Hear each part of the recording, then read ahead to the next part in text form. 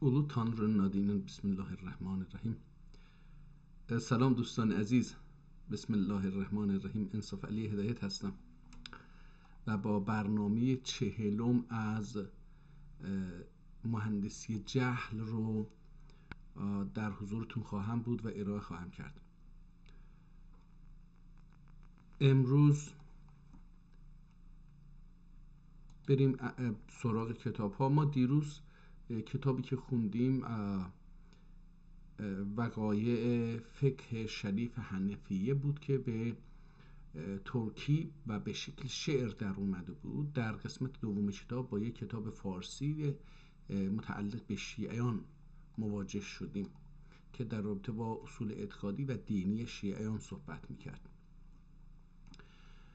امروز ما این قرآن رو دیروز دانلود کردیم، قرآن اسماعیل ابن حاجی رو دانلود کردیم، اسکندرنامه رو دانلود کردیم، البته فقط بازش بکنیم و همچنین بریم سراغ ایمان علمی. این ایمان علمی به نظر من باید خیلی جالب باشه و کوشش های مسلمانان ترک رو نشون میده که میخواهند دین رو سازگار بکنن با اول بریم قرآن این جناب رو. این جناب قرآن اسماعیل ابن حاجی 1260 سال پیش، یعنی حدود 1260 هجری قمری نوشته شده در 616 صفحه. نمیدونم واقعا این به ترکی هست یا عربی، چون که اینو نگاه نکردیم. یه مقدار اینو بزرگ بکنیم که خیلی کوچیک نباشه. اول یه همینجوری یه دیداری با این کتاب داشته باشیم ببینیم چی میگه. از نظر ظاهری میبینی که خیلی روش نقش و نگار هست و حاشیه نویسی داره، متن قرآن هست، نقاشی داره و بریم ببینیم همینطور هست، دوام داره به همین شکل. حاشیه نویسی ها خیلی زیبا هست، یعنی منظم و مرتب با یه شکل خاصی. اینجاها میبینیم که اینجا هم همینطور. این در 616 صفحه هست.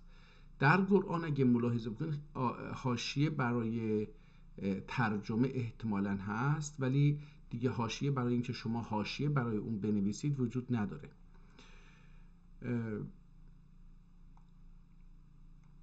نگاه کنید چقدر جالب هست. متن اصلی یعنی متن مرکزی نوشته ظاهرا به عربیه.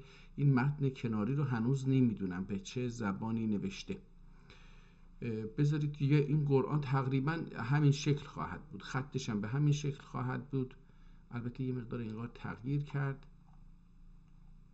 بله فکر کنم از اینجا به بعد تغییر کرد قلم. حالا احتمالاً هم تغییر نکرده باشه، برای اینکه این رو اگه دادن یکی بنویسه دیگه. بریم صفحه آخر. این صفحه آخرش هم صفحات آخر رو هم یه ورقی بزنیم. اینجا دیگه تقریبا تموم شده، فرمش عوض میکنه در بیان سجاوند اینا میره، برای اینکه یه مقدار توضیحاتی در مورد احتمالاً معجزات زبانی قرآن رو یا اصول یه چیزهایی که در رابطه با ادبیات هستش اونها رو اینجا بیاد بگه. حالا دوستان ما برگردیم و این رو از اول ببینیم. حالا ما اینجا با قرآنی با دینی آشنا خواهیم شد که ترک ها بهش باور دارن و ترک ها دین رو به این شکل می دیده اند. الان احتمالا در جوامع امروزی بسیار متفاوته. همونطور که عرض کردم این کتاب با رنگ آمیزی شده، خیلی آسیب هم دیده. البته اینجاها متوجه هستیم که آسیب دیده. دایره هایی رو اینجا برای زیبایی اینجا مثلا مثل رنگ و درخت و سبزه و اینها رنگ خوبی رو انتخاب کردم به نظر من برای این کتاب، به معنی سبزی و زندگی و از این حرفا. اولش سوره فاتحه الکتاب هستش و بعد سوره بقره مکیه و هیه، اینم از اینجا، اینم مکیه. بسم الله الرحمن الرحیم. این سوره فاتحه رو از اول تا به آخر نوشته و اینجا هم الف لام میم بسم الله الرحمن الرحیم الف لام میم ذالک الکتاب لا ریب فیه. حالا دیگه اینو نمیخوایم بخونیم. و هی 7 آیات، اینجا مجموعه آیاتش رو نوشته و بین هر آیه یه نقطه خیلی بزرگی رو گذاشته که از هم جدا بکنه و وقتی هم تموم میکنه 2 تا نقطه بزرگ میذاره و اینجا نوشته که 7 آیه هست. اینجا هم نوشته 80 و 6 آیه، اگر اشتباه نکنم این اولش رو نمیتونم بخونم که چند تاست، ولی قطعاً 87 آیه نیست، احتمالا این خیلی بیشتره. اینجا یه چیزی هستش که من متاسفانه نمیتونم بخونم، برای اینکه سوره بقره خیلی بلنده، بلندترین سوره قرآن فکر کنم همین سوره بقره هست. خب قرآن عربی، زبان دین هست، زبان گفته میشه که زبان الله هستش و خب دست بهش نمیزنه و میاد معنی میکنه. بسم الله معناسی یعنی بسم الله الرحمن الرحیم. الان هم میگم بسم الله، در ترکی میگم بسم الله یا بسم الله. بسم الله معناسی، معنای بسم الله چی هست؟ ببینیم چی میگه، معنی میکنه خودش، معنی رو ببینیم که ما چی باید ببینیم. başladım adıyla Tanrı Teala'nın ki rızk ve vericidir, rızk vericidir, rahmet edicidir. آغاز میکنم با یاد الله تانری نام الله به ترکی هستش. تعالانن کی رزق وریجیدر که روزی دهنده است. ببینید رحمان رو به معنی رزق دهنده ترجمه کرد و رحمت ادیجیدر و دومی رحیم رو به معنی رحمت همین خودش آورد. حالا الحمدلله رب العالمین رو شکر جمیع عالمlerin ol yaradan Tanrı'ya. شکر جمیع عالمleri ol yaradan Tanrı'ya. شکر برای اون خود اللهی که آفریننده همه عالم ها هستش،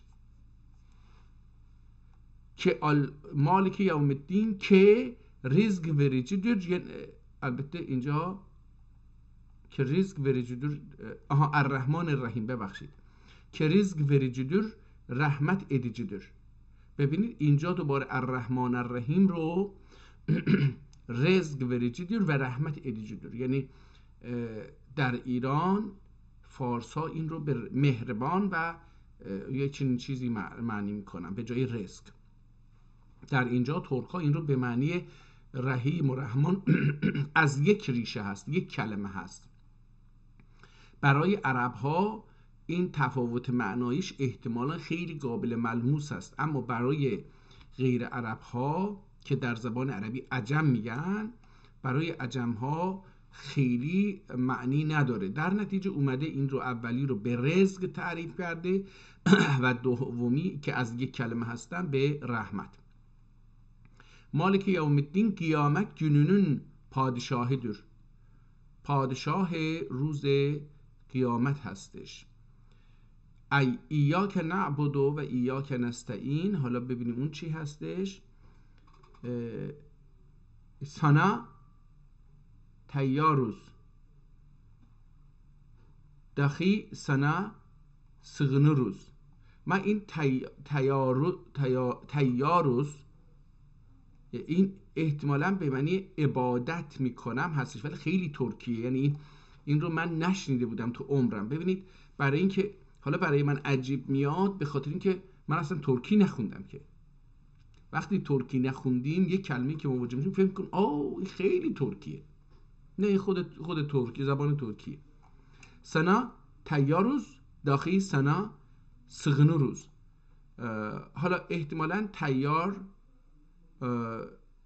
به معنی ز علامت جمع هست در زبان ترکی. تیارuz احتمالاً به معنی که تاپاناق، احتمالاً تاپاروز، احتمالاً این تاپاروز تیاروز نیستش. سنه تاپاروز تاپماق، تاپاناق عبادتگاه، تاپماق هم به معنی پیدا کردن هست، هم به معنی متمرکز شدن روی یه چیزی. این سانا تاپاروز داخی سانا سغناروز. سغماق به معنی پناهندگی هست در فارسی. نستعین اینجا معمولا ایرانی ها میگن از تو کمک میخواهیم، ولی اینجا میگه نه، ما از تو، از استعانت هم هست، یعنی از کلمه اون، کمک، قدرت، ولی اینجا میگه که ما به تو پناهنده میشویم، یعنی به تو سغناروز، به تو پناه میبریم. صراط الذین، حالا نگاه کنید اینجا برای اینکه یه زیبایی بده تغییر داد چیز رو و از اینجا صراط الذین انعمت علیهم جستر بیزه هدایت توفیقی دغریولی. ببین معنی کرد نشان بده به ما با توفیق هدایت راه درست رو.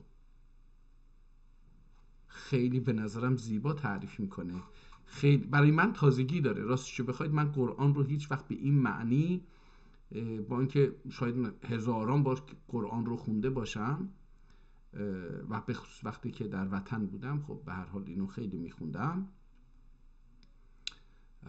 از وقتی که به غربت اومدیم و از وطن جدا شدیم، انگار که از خیلی چیزها جدا شدیم. یکی هم از این قرآن هستش جدا شدیم. من فکر میکردم که، حالا اعتراف بکنم، من فکر میکردم که من آتئیستم و شایدم بودم برای یه مدتی، نمیدونم، ولی خب من یه چیزی در درونم هست. من با اللهی که روحانی ها نشون دادن مشکل دارم، با دینی که اونها نشون دادن مشکل دارم، نمیپذیرم. با تفسیری که اونها نشون دادن نمیپذیرم. عبادتی که اونها نشون دادن رو نمیپذیرم. همین امروز داشتم فکر میکردم که من چقدر دین رو متفاوت میفهمم، برای اینکه در خود قرآن احکام، تمامی احکام دین به غیر از این که اشهد ان لا اله الا الله و اشهد ان محمدن رسول الله، به این دوتا ثابت هست. بقیه همه چیز تغییر میکنه، در حال تغییره. یه قرآن یه کتاب تغییراته، مثل طبیعت. من اینجوری تفسیر میکنم که نماز مثلا 52 رکعت بوده، شده مثلا 18 رکعت. وقتی جنگ میرید یه شکل دیگه است، وقتی تمیز نیستید با خاک تیمم میکنید، وقتی مسافرید یه شکل دیگه است. یعنی تغییر میکنه. خود عبادت اصلی که در اینجا هستش، عبادت، نه خود دین نیست، عبادتی که شما انجام میدید. البته میگفتن و هست الان هم، هر چقدر یه کاری بسیار مشقت آمیز باشه و شما اون رو انجام بدید، بیشتر به اون چیزی که شما رو وادار میکنه اون عبادت رو انجام بدید بیشتر ایمان میارید. چون انسان ها در مقابل مشقتی که میکشن، زحمتی که میکشن، وفاداری، ابراز وفاداری بیشتری میکنن. در نتیجه کسایی که مثلا تو اون داستان مانگورد، اون کسی که خیلی شکنجه شده، خیلی تلاش کردن او رو به برده تبدیل بکنن، اون دیگه خیلی سخته برگرده، چون خیلی تحمل کرده تا بالاخره رسیده به جایی که باور کرده و تسلیم شده و از درون تسلیم شده. حالا به هر حال به نظر من قرآن یک کتاب، به نظر شخص منه دیگه، دارم تکرار میکنم، به نظر من قرآن یک کتاب تغییرات و زمانه. یعنی من میتونم بگم که قرآن به غیر از دو اصلی که گفتم، بقیه اصولش فرزند زمانه هست. در طی زمان حتی قرآن ناسخ و منسوخ داره به گفته علما. یعنی مثلا یه جایی گفته شراب بخورید اشکالی نداره، و یه جایی گفته هنگام نماز نخورید، یه جایی گفته که اصلا شراب نخورید. مثلا نگفته که مثلا اگر من یادم باشه نگفته اگر کسی خورد کافر هست، یا اگر کسی خورد مثلا این رو بکشید یا بزنید، اینا نگفته. گفته فیه اسمون یا رجس من اعمال شیطان، مثلا عمل شیطان.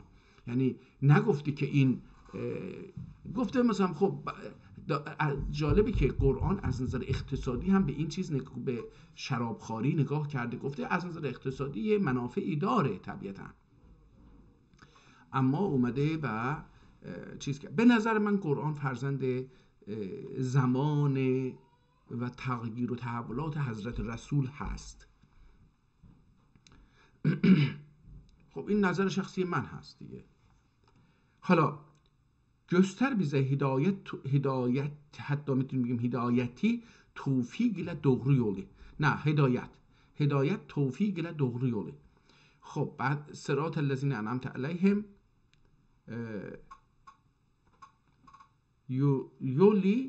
yolunu ol kimselerin ki nimet verdin onların üzerine.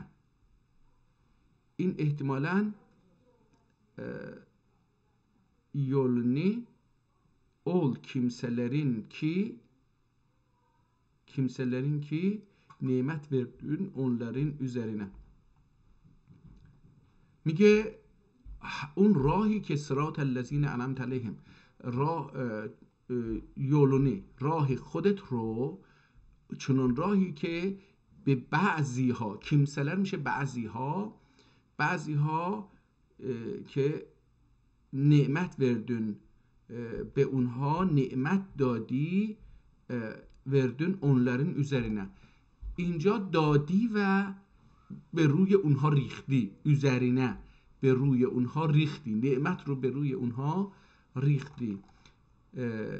غیر المغضوب علیهم ولا ضالین، galmişlerden، یعنی غیر المغضوب میشه galmişlerden değiller ki، یعنی اونهایی که نعمت ندادی از اونها نیستند.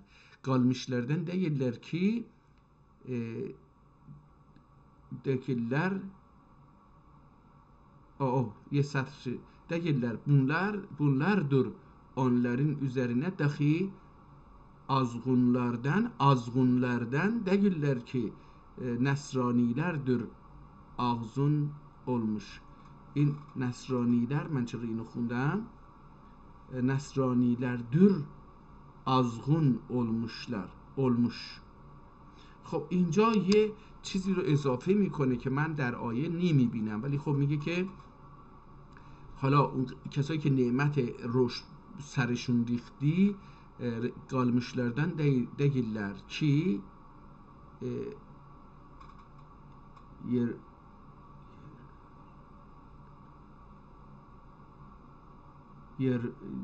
yerürler, ince yenürler onların üzerine ki yerürler onların üzerine dahi azgın گم شدگان. من این کلمه رو خیلی وقت بود نشنیده بودم. azgın، یه آدمی که مثلا یه مقدار شوخی های بد بکنه با آدم بهش میگن azgın. در این حال کسی که یه بچه یا بزرگی گم بشه، راهش رو گم بکنه، میگن azıp. azgın اسم فاعل هستش، یعنی کسی که راهش رو گم کرده. değiller، پس میگه که galmışlardan değiller ki yenürler، احتمالا yerürler onlar üzerine dahi azgınlardan. حالا احتمال من میدم که این yenürler باشه، یعنی راه میروند اونها، یا onların üzerine، حالا نمیدونم اینجا چی میشه، yağurlar میشه احتمال، yağur onların üzerine dahi ağızlardan ve değiller. اینجا اگر من غ بخونم این رو، یغور یعنی مثل بارون میباره روی اونها، همچنین آزغونلردن، و از اینجا معنی میکنه بلزدالین اینها رو، azğunlardan یعنی کسانی که گمراه شدن değiller ki نصرانیlerdir. اینجا یه توصیفی میکنه این کسایی که گم شدن که نصرانی ها فکر میکنن به مسیحی ها میگه azğun olmuş. Nasranilerdir azğun olmuş. کسایی اینجا یه تفسیر اینجا علاوه کرد خودش که نصرانی هایی که گم شدند. پس اینجا متوجه شدن که آیات رو همینطور با نقطه مجزا کرده و تقریبا درشون یکی دو بار مثلا این هدایت و توفیق رو دیدم که قیامت یه چنین کلماتی رو دیدم که داخلش تعالی حالا اون رو اولو اگه اون نویسنده قبلی بود اولو می نوشت اولو تانری می نوشت ولی این تعالی نوشته احتمالاً هم این هم اسم هستش یعنی ترجمه میشه گفتش که اگر اینجا رو بگیم 100 کلمه است 3% اگه فرض بکنیم 3% عربی از کلمات عربی استفاده کرده. حالا کتاب این صفحه رو اگه بیایم ببینیم یعنی سوره بقره رو ببینیم بسم الله معناسی دوباره معنای بسم الله رو می نویسه. دوستان این بسم الله رو حالا من از یک عالم مسیحی شنیدم این رو و خب همیشه این سوال در ذهن من بود که چرا این اول سوره ها بسم الله هست. آیا خداوند وقتی یه آیه رو میفرسته خب سوره ها رو که یک جا نفرستاده بگیم سوره بقره هست ببخشید سوره فاتحه است کوچیکه 7 آیه است یه جا نازل شده برای حضرت. خب اونجا آیا خود الله میگه که بسم الله الرحمن الرحیم منظورش کدوم اللهه؟ خود اون الله که میخواد با اسم الله شروع بکنه کدوم اللهه؟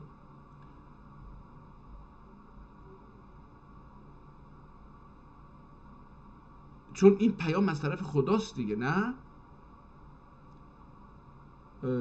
یکی این که یه مقدار به نظر میاد که خود خدا نمیتونه بگه که بسم الله الرحمن حالا جبرئیل هم گفته باشه بسم الله الرحمن الرحیم یک جمله ای رو به پیام الله اضافه کرده. به نظر من اینجا جبرئیل گفته باشه که بسم الله به نام الله شروع میکنم که روزی دهنده و رحمان هستش رحیم هستش. این رو چیکار کرد؟ اولا اون جبرئیل یه تصوری از روزی داره. روزی یه چیز مادی هست به نظر میاد برای روی زمینی هاست که مادی هستند. مثلا اگه جبرئیل مادی نیست نمیدونم اما اگه بگیم که این رو خود پیغمبر گذاشته که خب دیگه آیه نمیشه این. یا کسایی که بعدن این قرآن رو جمع آوری کردن در دوره ابوبکر و عمر و عثمان علی و اینا شراکت کردن و اینا جمع آوری کردن و تعدادی از اصحاب دیگر دوباره اگر اینها اضافه کردن باشن که گفته باشن حالا این سوره رو ما اضافه بکنیم این آیه رو ما به این سوره ها اضافه بکنیم تا از هم جدا بشن و به اسم خدا هم شد باز هم به نظر من یه مقدار به هر حال در اینکه این بسم الله رو چه کسانی اول سوره گذاشتن آیا جزء خود خواست اراده الله هستش یا حد اراده جبرئیل هستش یا اراده رسول هستش یا اراده جمع‌آوری کنندگان آیات قرآن به این شکلی که الان ما داریم هستش. در اینجا چیز هستش مسئله هستش. دوباره başladım adıyla Tanrı Teala'nın ki rızk vericidir ve rahmet edicidir. Bu harfler hak için bu Kur'an'ı yani hak olduğuna şek keman yoktur. Doğru yol göstericidir Tanrı'dan گرگجیلره یا گوریجیلره. اینجا این الف لام میم رو داره تعریف میکنه. آیه دوم یعنی الف لام میم رو داره معنی میکنه. Bu harfler hak için برای حق bu Kur'an برای حق için bu Kur'an یعنی حق غنا المغنا، یعنی این قرآن حقه. به خاطر حق بودن این قرآن الف لام میم نشون میده که این قرآن حقه. یعنی حق المغنا شک گمان yoktur، یعنی شک و گمان نکنید که این حق هستش. doğru yol göstericidir، راه درست رو نشون میده. تنریدن گوریجیلره، از طرف راه gösterici از طرف خدا برای کسایی که حالا گرگوجی اگر بخونیم یعنی کسایی که میترسن، ترسوها، یا برای گوریجیلر. البته این که اینجا یه دیگه هستش گرگوجیلر یعنی همون ترسوها. خب اینجا در فقط این الف لام میم رو باز دوباره تفسیر کرد. آنلر کیم ایمان گتردی ذالک الکتاب لا ریب فیه. البته اینجا به نظرم اومد که این آیه ذالک الکتاب لا ریب فیه رو در اصل چیز کرد، تعریف کرد، نه الف لام میم رو. Bu harfler hak için bu Kur'an یعنی حق اوله. من به نظرم این bu harfler hak için اینجا تموم میشه. ذالک الکتاب لا ریب فیه bu قرآن یعنی حق. از اینجا این آیت رو من متوجه میشم. ذالک الکتاب لا ریب فیه این رو dاره اینجا در این جمله طولانی تر bu قرآن یعنی حق المغنا şek güman yoktur، doğru yol göstericidir. این آیه هو هدن للمتقین این رو هم اینجا doğru yol göstericidir. الذین یؤمنون بالغیب حالا göstericidir این رو اونجا میره. آنlar kim iman getirdiler الذین یؤمنون بالغیب و یقومون الصلاة و مما رزقناهم ينفقون. onlar kim ایمان getirdiler قیامت. اینجا آیات رو نتونسته چیز بکنه، جدا بکنه و این نقطه رو بذاره. احتمال میدم فراموش کرده و اینجا خطش خیلی بهتر میشه دیگه. از اینجا به بعد به نظر میاد که خطش خب آنlar kim iman getirdiler قیامته torgular namazı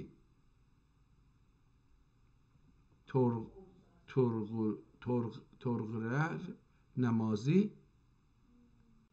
اونجا گفتیم که tapmak tapamak taparuz. اینجا فکر میکنم که این torgular namazı dahi biz الذین یؤمنون این salat رو اینجا و mimma razaqnahum ve biz kendilerine verdiklerimiz rızkıdan sadaka ederler. خب اینجا هم خب من واقعیتش اینه که با ترجمه های فارسی خیلی چیز داشتم، همونطور زبان ترکی آشنایی ندارم. اینو بارها دارم اعلام میکنم تا دوستان بفهمن که چی هست قضیه. خب قرآن هم یک کتاب مقدس هستش. نمیخوام اونجا خیلی عربی منم به اون حدی نیستش که واقعا بیام این کلمات رو بفهمم کاملا. خب این رو هم باید پذیرفت. صدقه ادرلر اینجا یونفگونه صدقه حساب کرده، این رو صدقه ادرلر. باز هم میبینیم که ترجمه بسیار جالبی از قرآن کرده. والذین یؤمنون بما انزل الیک و ما انزل من قبلک و بالآخرة هم یوقنون. ve o kişiler ki inanırlar sana sana inen kitabe dahi. ببینید اینن اینمک یعنی در حال نزول یا نزول کردن. مثلا وقتی ما از ماشین پیاده میشیم یا از پیاده میشیم یا از یه جایی میخوایم بیایم پایین اینماخ میکنیم، düşmاخ نمیکنیم. düşmاخ مثل سقوطه در فارسی عربی. در عربی به مفهوم سقوط düşmek. مثلا من ماشین ساخلا düşürم در تبریز میگیم، این به معنی اینه که ما داریم میپریم از بالا به پایین، مثلا در حال سقوط هستیم. در حالی که اینجا کلمه رو خیلی زیبا گفته. انزله چی میشه؟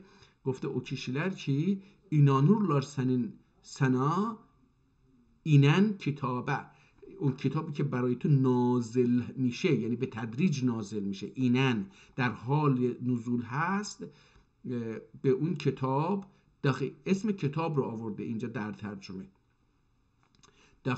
در داخل آیه ای اسم کتاب نیست، ولی اینجا انزل الیک به ما رو اینجا به معنی کتاب گرفته. خب ولی در خود اینجا به معنی کتاب فقط ذالک الکتاب داره. اینجا کتاب بالا بود دیگه، این ما برمیگرده به این کتاب. در نتیجه این خودش اومده گفته که خب اینجا ما چون در احتمالاً در زبان ترکی باید بگیم آنچه، در فارسی اگه بخوام بگیم باید بگیم آنچه، این اومده گفته نه به جای آنچه بگیم کتاب دیگه. کتاب دخی senden önlerin inen senden öten این öterin جلوتر. حالا اینجا یه دو تا نقطه اینجا گذاشته، این همین ته میشه öterin inen kitaplara dahi şeksiz inanurlar. یعنی اینها همچنین اینها به کتاب‌های öten پیش، ötmüştü geçmişti öten inen کتاب‌هایی که نازل شده قبلاً، ötmüşte geçmişte نازل olan kitaplara dahi şeksiz inanırlar، بدون شک دارن باور میکنن. خب به نظر من ترجمه بسیار زیبای ترکی هستش.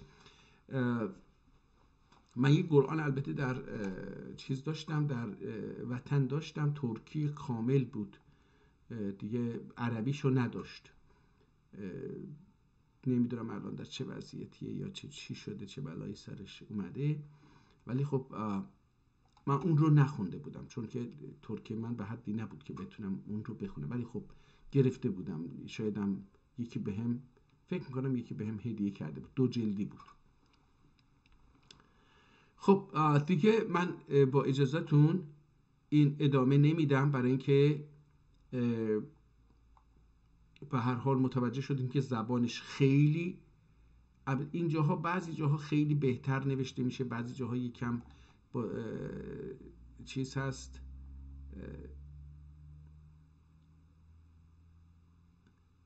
متن هر دو خیلی زیبا نوشته شده. در متن عربی میبینیم که از صداها استفاده کرده، ولی در متن ترکی به خاطر اینکه جا نبوده خیلی سخته استفاده نکرده.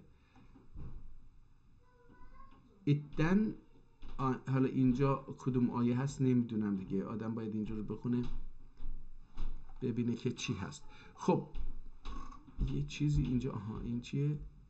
قرآن PDF blogspot این هم یه وبلاگی که این قرآن رو گذاشته اونجا.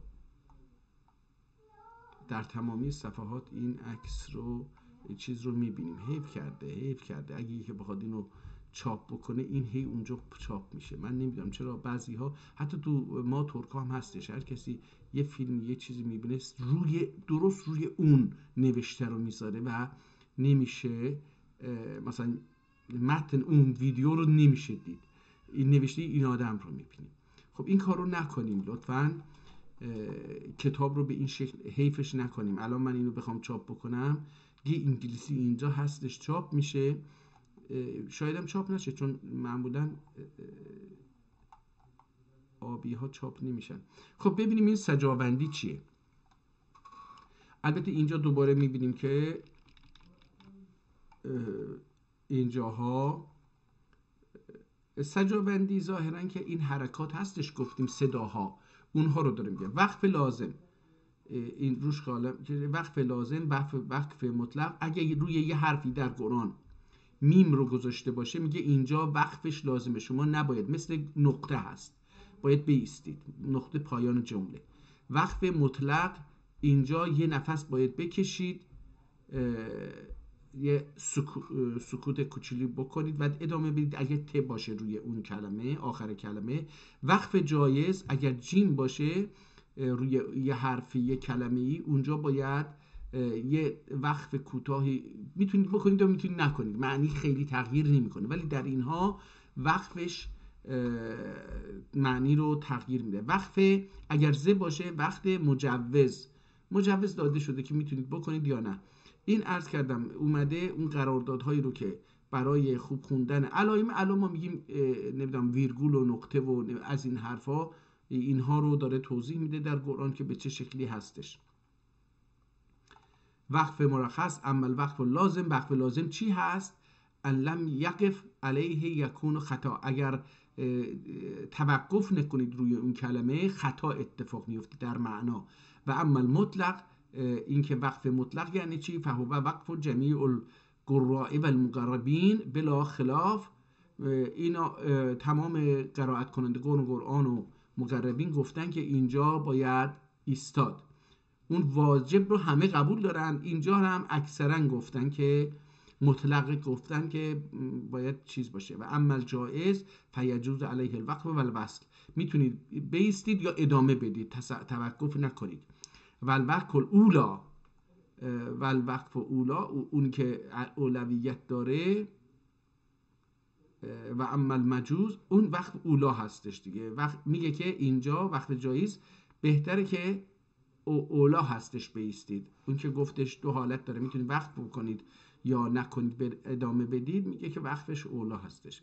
و اما المجوز فیجوز علیه الوقف. اما اون چیزی که وقفی که مجوز داده، میگه که فیجوز علیه الوقف، جواز دادن که روش توقف کنید. ولا یجوز عند البعض. اما بعضی از قراء و مقربین گفتن که نه، توقف نکنید. فهو مختلف فیه، درش مختلف اختلاف هستش. و اما مرخص، این مرخص چی هستش؟ اون که گفتیم اینجا میگه که لا یجوز علیه الوقف الا به ضروره. میگه که این در انفعال و نفس، میگه که نفس، حتی میتونیم بگیم نفس، میگه که جایز نیستش روی اون کلمه توقف بکنید مگر اینکه نفستون قطع شده باشه دیگه، نفستون نرسه، برای اینکه معنی چیز میشه، به هم میخوره. فإن وقف علیه للضرورت ایجاد ذالک الکلمه. حالا میگه فقط در صورت ضرورت میتونید روی اون کلمه توقف بکنید. نیت ختم قرآن چی هست؟ نویت قرآن قراءت القرآن لرضاء الرحمن و تنویر قبور اهل الایمان. که اینجا دیگه خودش داره دیگه میگه آقا من این قرآن رو به این نیت میخونم که بدم برای رضای الله، و بعدش هم برای نورانی کنه قبور قبرهای اهل ایمان و اسقاط ذنوب، برای اینکه گناهانم بریزه و قبول توبه هم قبول بشه و زیادت درجات و درجات هم بالا بره. حالا یه قرآن میخونه چقدر چیز میکنه. خب اینا دیگه دین نیست، اینا ربطی، این چیزایی که نویسنده دلش میخواد قرآن رو از اون حالتی که کتاب زمانه هست و با شرایط تغییر شرایط زمان و مکان خود قرآن تغییر کرده و به دستور میده که تغییر بکنید، جلو اونو میخواد بگیره. میگه نه، این کتاب دیگه برای اینه که فقط بخونیم به خدا نزدیک بشیم، کاری به این که این چه چیزایی گفته اون نداریم. متاسفانه این وارد چیز شده. حالا اینجا یه چیزایی هم به ترکی نوشته که دوستان احتمال میدم همونها رو اینجا گفته باشه دیگه. آخرش دوباره اومده اینجا از سابع.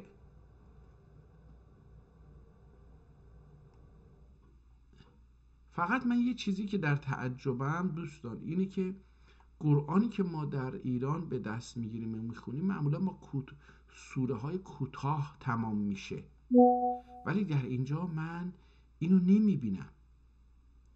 مثلا اینجا هستش چی؟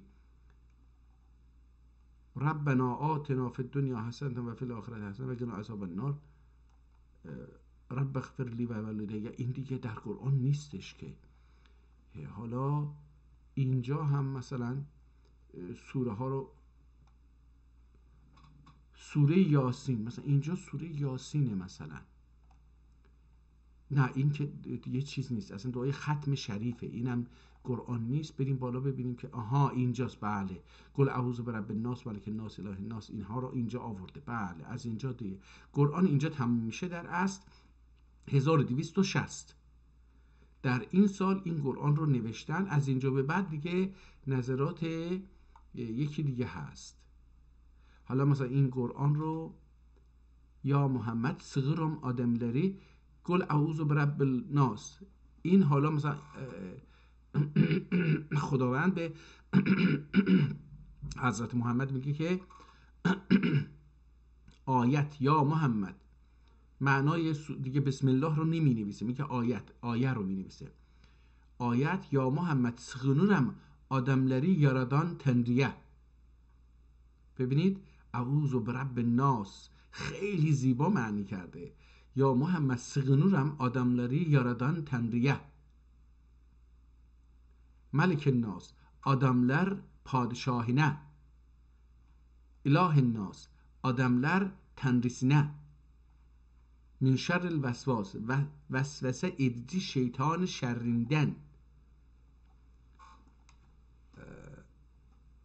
خلقی حالا الخناس خلقی گروغجی گرو توتماخ. اینجا خناس من اینجوری میخونم، احتمالاً دوستان دیگه بتونن اینو بهتر بخونن. گروغجی گرو، میدونی که یه چیز رو گرو میذاریم، مثلا میریم یه بانکی هست تو ایران، اگر یادم باشه اسمش چی بود، بانک رهنی میگفتن. تو بانک معمولا هر استانی یه بانک مرکزی داره که شعبه بانک مرکزی اصلی هستش، کنارش یه بانک دیگه هست. شما یه فرشتون رو میذارید اونجا و یه پولی رو برمیدارید. وقتی اون پول رو پس دادید فرشتون رو پس میگیرید. نمیدونم طلا دارید میبرید میذارید اونجا، نمیخواید بفروشید، میدونید که طلا قیمتش تغییر میکنه، میبرید اونجا وزن میکنن، بهتون رسید میدن، شماره میدن، شما پولتون اونجا میذارید و برمیدارید. بعدن وقتی پولتون رو بردید پس دادید طلاتون رو برمیدارید. قیمتش هر چقدر تغییر کرده باشه، در حقیقت یه چیزی مثل امانته. یه چیزی بده از من، امانت من نگه دارم، تا هم یه چیزی از من بگیر ببر. یه چنین بانکی بود، نمیدونم الان هست یا نه، در تبریز از طرف دارایی یه کوچه بود، میرفت اونجا. من یه بار رفتم اونجا برای یه کاری. خلقی گروغجی اول کیم چون وسوسه ایلر خلقی. ببین اینجا خلق گفته bir de kendi birilerden dahi adamlardan min el cennet ve nas. اینجا öyle kim ol kim vesvese ایلر خلق من الجنت و الناس، احتمالا اینه خلق bir de kendi birilerden dahi adamlardan.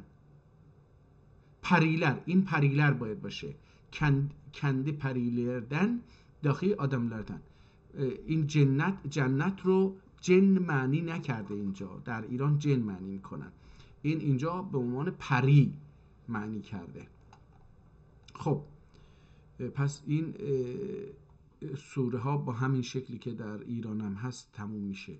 اون سخن رو تنزیه میکنم و چیز میکنیم. خب به نظر من این ترجمه نسبت به اون کتابایی که قبلا خوندیم و درشون عربی زیاد بود، این نویسنده هر کس هست، کاش میتونستیم اسمی ازش پیدا بکنیم. حتما اگر اینجا اومده چیز کرده، احتمالا یه اسمی باید ازش باشه. فصل فی آداب القرآن، اینجا در مورد آداب قرآن می نویسه. صدق الله العظیم و مبلغ الرسول الکریم و نحن علی ذلک من الشاهدین. حالا اگه اینها رو آدم بخونه قطعا یه جایی اینجاست. اللهم اغفر لکاتبه. ببینیم حالا کاتب رو چی گفته.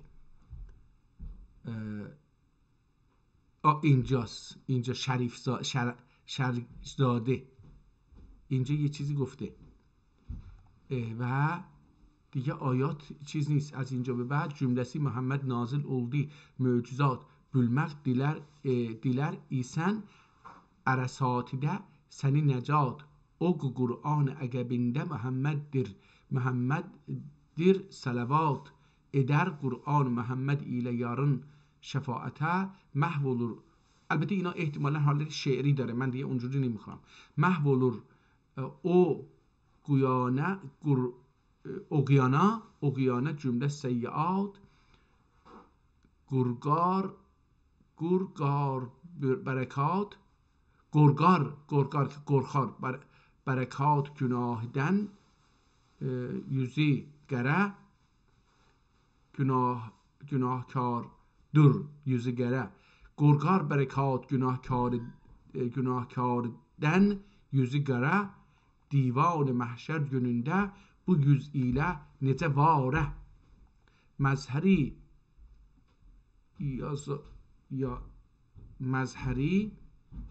یا زورا لوری خسته شرقی زاده این اسمش اینه مظهری یزار می بو خسته و شرقی زاده شفاعت eder bu خسته کدری ناب یا نابه. من فکر میکنم اینجا اسم این آدم باشه، شاید هم نباشه، نمیدونم، چون که در خوندنش یه مقدار خیلی بیشتری به شک افتادم که این بیشتر از اینم بزرگ نمیشه که بتونیم چی حقه یرر خلفه یرر bir علم bu benim cennet ister bu degim cennet lasık bir علم yok benim. در مورد خودش یه شعری گفته نظر الیه و قرائت بدلی قد تکمیله فی فصله ظلمت فی کمت شریعت نبوی المصری فی سنت زمان و متین و الف فی شهر سفر الخیر فی اليوم الخمیس. روز پنجشنبه در ماه صفر سال 1000 و اینجا چیزش هم نوشته، ریاضیش هم نوشته، اینجا هم اون پنجم رو نوشته، 1260 فی سنه 60 و 200 260 1260. خب اینجا نوشته اسمش احتمالاً شرفی زاده باشه یا شریزاده باشه، چی اینجوری یک اسمش اون باشه. حالا اینجا یه چیزی دوباره هستش، این تکمیله فی، اینجا هم دوباره اینو تکمیل کرده. همه این از اینجا به بعد دیگه تاریخ خیلی گذاشته، حتما اسمش در یه جاهایی اینجا باید باشه، ولی خب دیگه کاش مثلا این چیزا رو که اینجا قرآن رو برای این چیز می نوشتیم نمی کرد دیگه. به نظر من اینها جاش نبود. ببینیم اسکندرنامه چی هست. خب کتاب رو کوچیک بکنیم تا اول یه نگاهی به خود کتاب داشته باشیم.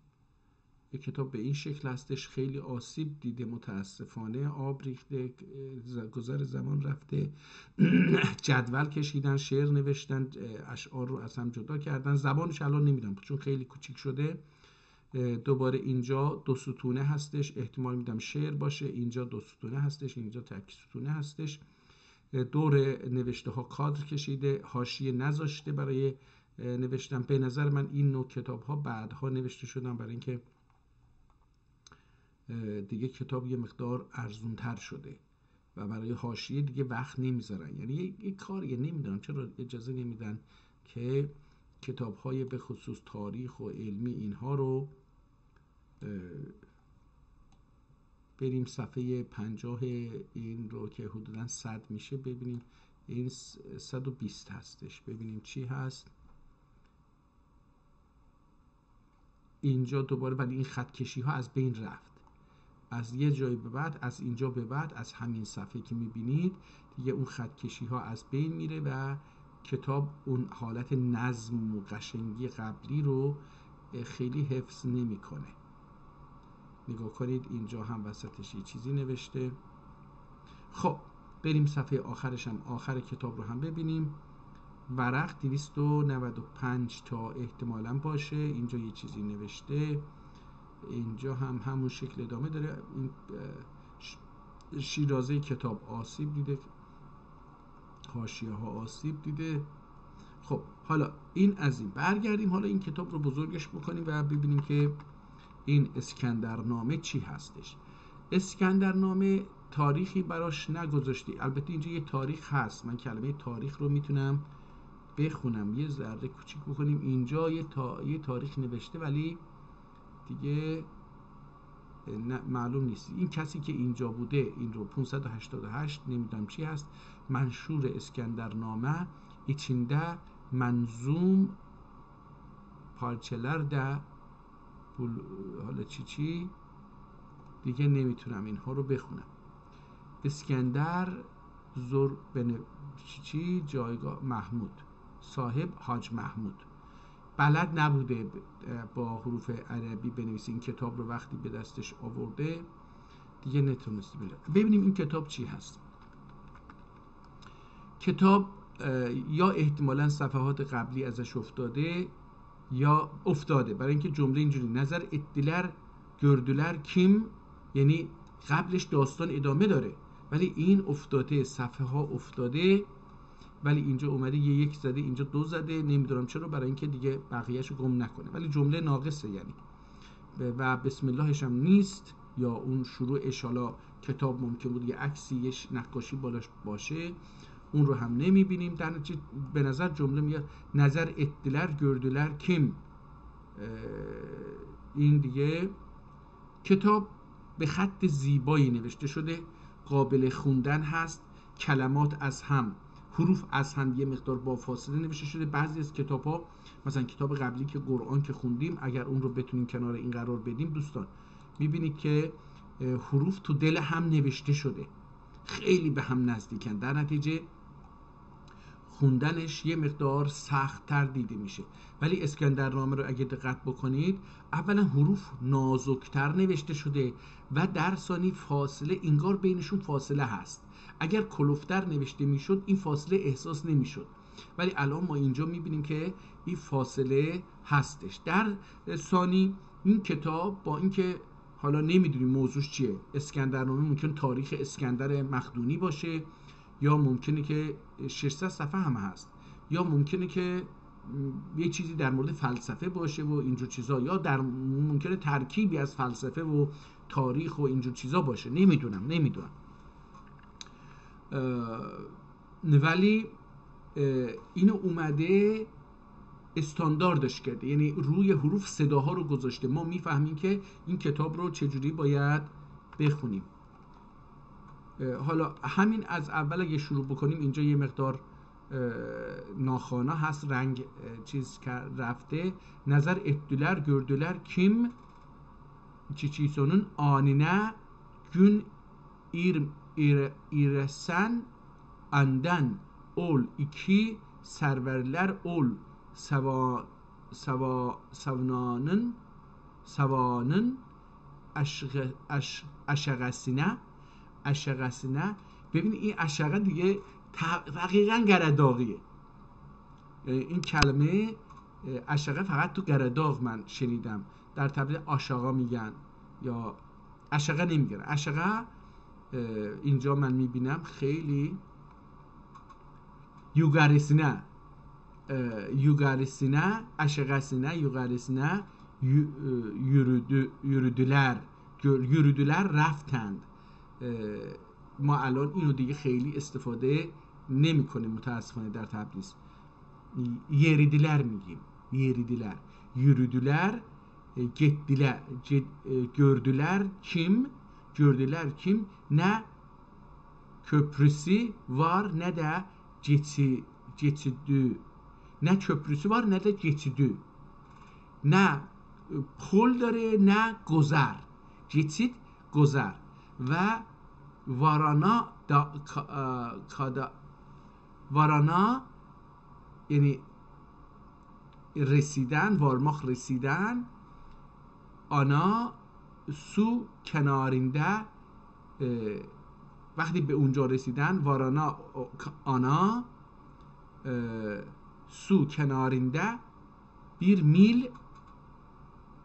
menarelin nesne gördüler. اینجا این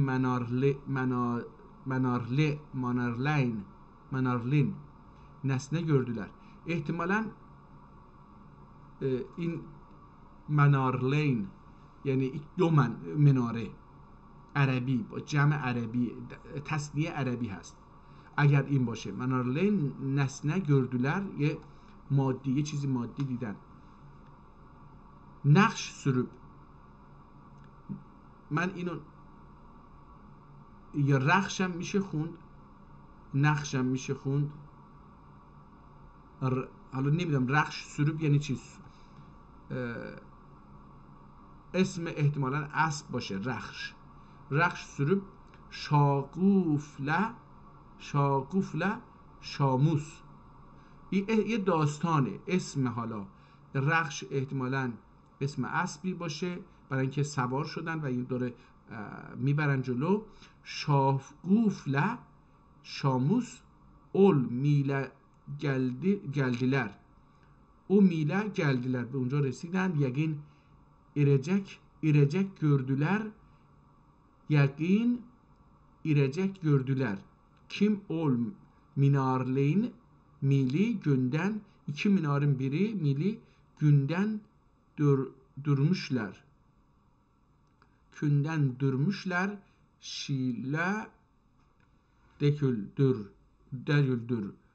Özünü gayet uzun yoğuni dahi şöyle yoğun kim? Şöyle yoğun ki 50 kişi گلاجینه سغا o حالا میگه که یکی از اینها به قدری بزرگه که گلاج، گلها رو اینجوری باز بکنید گلاجینه. خیلی جالبه، خیلی زیبا نوشته شده با اینکه بعضی از کلمه ها رو نمیفهمم. خیلی زیبا شده، خیلی زیبا. ترکی رو خیلی زیبا نوشته. کلماتی که ما دیگه مثلا مادر بزرگ پدر من اینها رو به کار می برد و پدر بزرگ پدرم و خیلی زیبا. صغا مثلا ببینید در آغوش گرفتن نمیگه 50 تا مردی که انسانی که اینجوری دستاشونو باز بکنن دور این هرچی که هست، اون مناره هستش چی هستش، یکیش خیلی دیگه میگه بزرگه، دور این میگه که نمیتونه داخلش قرار بگیره. سغماق اینجا مثل همون سغماقی که گفتیم سغنماق یعنی پناهنده شدن، اینجا در آغوش گرفتن هستش، یعنی جا گرفتن. سغا جا گرفتن. İki serverler ani görecek gayet acebleştiler. اون دو بزرگوار، iki serverler ani، اون رو اون همون هر چی هست، اون میل چی هست، میل میگه. میل اینجا احتمالا درخته، مثل گنبد نیست. درخت هایی که خیلی قد کشیده باشن و راست باشن، خیلی کج و کلو نباشن، بهش میل میگن و در ساخت خونه ازش استفاده میکنن، یه ساخت قصر و اینا استفاده میکنن. میگه که سرورler آنی جورجک غایت عجبleştiler، خیلی تعجب کردند. نقدر kim dinlediler, alçediler, ölçtüler, döndüler, fikri kıyas ile görmediler. میگه که خیلی تلاش کرده اینا اندازه‌گیری بکنن دیگه. اینجوری آنقدر denediler، تجربه کردن، دنماق تجربه کردن، فعالیت کردن، ölçtüler اندازه گرفتند، döktüler یعنی döktüler این دو کلمه کنار همه. dökmak یعنی ریختند ولی اینجا به این معنی نیست. ölçüler döktüler، یعنی چی میگن، اندازه گرفتن بریدند، دوختند و بریدن، اینجوری بگیم مثلا ölçtüler döktüler، به این معنی تو فارسی میشه چیز کرد، ولی این به ترکی معنی داره، به فارسی فکر کنم که نمیشه ترجمه کرد. فکر گیاس ایر görmediler، فکر میگه با قیاس کردن با یه چیزایی، قیاس görmediler، یعنی یه چیزی نتونستن قیاس بدن. نه nesneden ne için düzelmiştir، ها میگه از چه چیزی برای چه منظوری ساخته شده بود. پس این درخت نبوده، اون میل درخت نیست، یه ستونه احتمالا. نه nesneden ne için، از چه چیزی، از چه ماده‌ای و به چه منظوری düzelmiştiler، bilmediler، ندانستن، نفهمیدن که به چه منظوری اینو ساخته بود. پس dönüp ol aradan at sürüp شاهه geldiler، میگه پس برگشتند و از اونجا اسبشون رو تاختند و به شاه برگشتن، به پیش شاه برگشتن. geldiler ve bu taraftan dahi Şah Zulkarneyn'in serverleriyle gülürken و اومدن دیدن که شاه زلقرنین، حالا این زلقرنین اینجا باید دید که ببین این یک کتابی هستش که داره در مورد اسکندر و زلقرنین صحبت میکنه. نگاه کنید و احتمال میدم این زلقرنین منظورش اسکندر باشه، ولی خب حالا ببینیم. زلقرنین سرورلرله گülürken، اومدن دیدن که با اون سرورلر یعنی بزرگان، با بزرگان اونجا در حال به بخند هستند. شاگوفله شاموس، اسم این دو آدم دیگه، شاگول شاموس، این دوتا آدم با هم geldiler erdiler، اومدند و رسیدند شاهه. geldiler erdiler şaha، söyleyince şah aydır ay serverler ne dediniz, nece haberle geldiğiniz dedi. میگه که شاه گفتش که söyleyince، به محض اینکه به شاه گفتند، به محض میگه söyleyince یعنی به محض اینکه گفتند، شاه aydur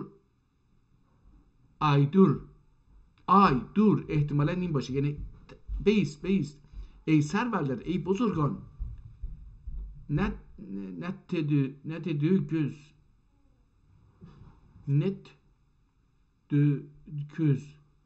göz فکر میکنم چی میگید، net düz nice haberle geldiniz، چی گفتید، با چه خبری اومدید.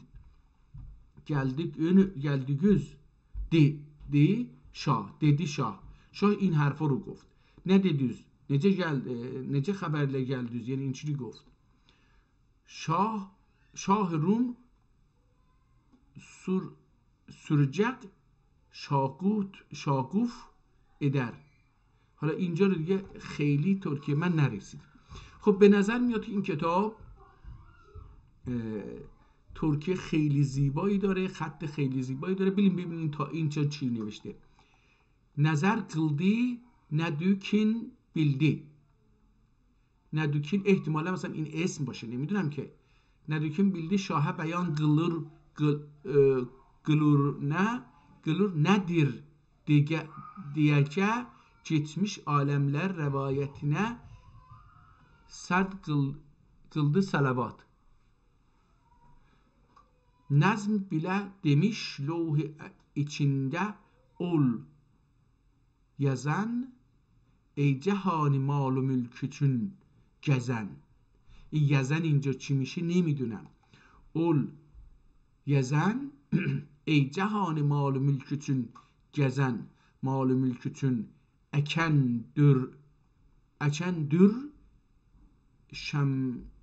şemkel تاج و تختی چون بلایه düşmekel. duruşmekel، این duruşmegel احتمالا اینجا باشه مال و ملک چون اکن duruşmekel Tacı taxt üçün bəlaya düşmə gəl. Tacı taxtın kimsəyə asisi yok. این اسی اینجا چه معنی میده نمیدونم. اسیسی yok. ملکی احتمالا بلکی بلکی جوری جفاسی جانه çok. yen ki zal a'naqdım ki ulu şah zen ki zul a'naqdım ki ulu şah yokdi bencilin bir padişah. Bencilin bir padişah. شاه مثل من نیست. هندو سندی سر به سر tutmuş شدم. هند و سند رو سر به سر tutmuş شدم. آنجا شاهدن فیل و آت almış شدم. آنجا یعنی همون از شاهاشون فیل و شاه رو شاهدن فیل و آت almış شدم. فیل و اسب گرفته بودم. لشکرمون خود قیاسی yok idi. قیاس نظیر. فکر میکنم خود قیاس هم کلمه عربی باشه ولی در ترکی خیلی زیاد به کار برده میشد. در قدیم ها همه چیز رو با یک چیز دیگه قیاس میکردن. حالا نمیدونم به جاش چی به کار میبرن. لشکرمون خود قیاسی yok idi. Yerdeki گاریخدن هم çok idi. این گاریخ شاید هم تاریخ باشه نمیدونم. گاریخ من میخونم. یردکی گاریخدن گاریخ احتمالا گارشگاه باشه. به من احتمالا نمیدونم. گاریخدن هم çok idi. از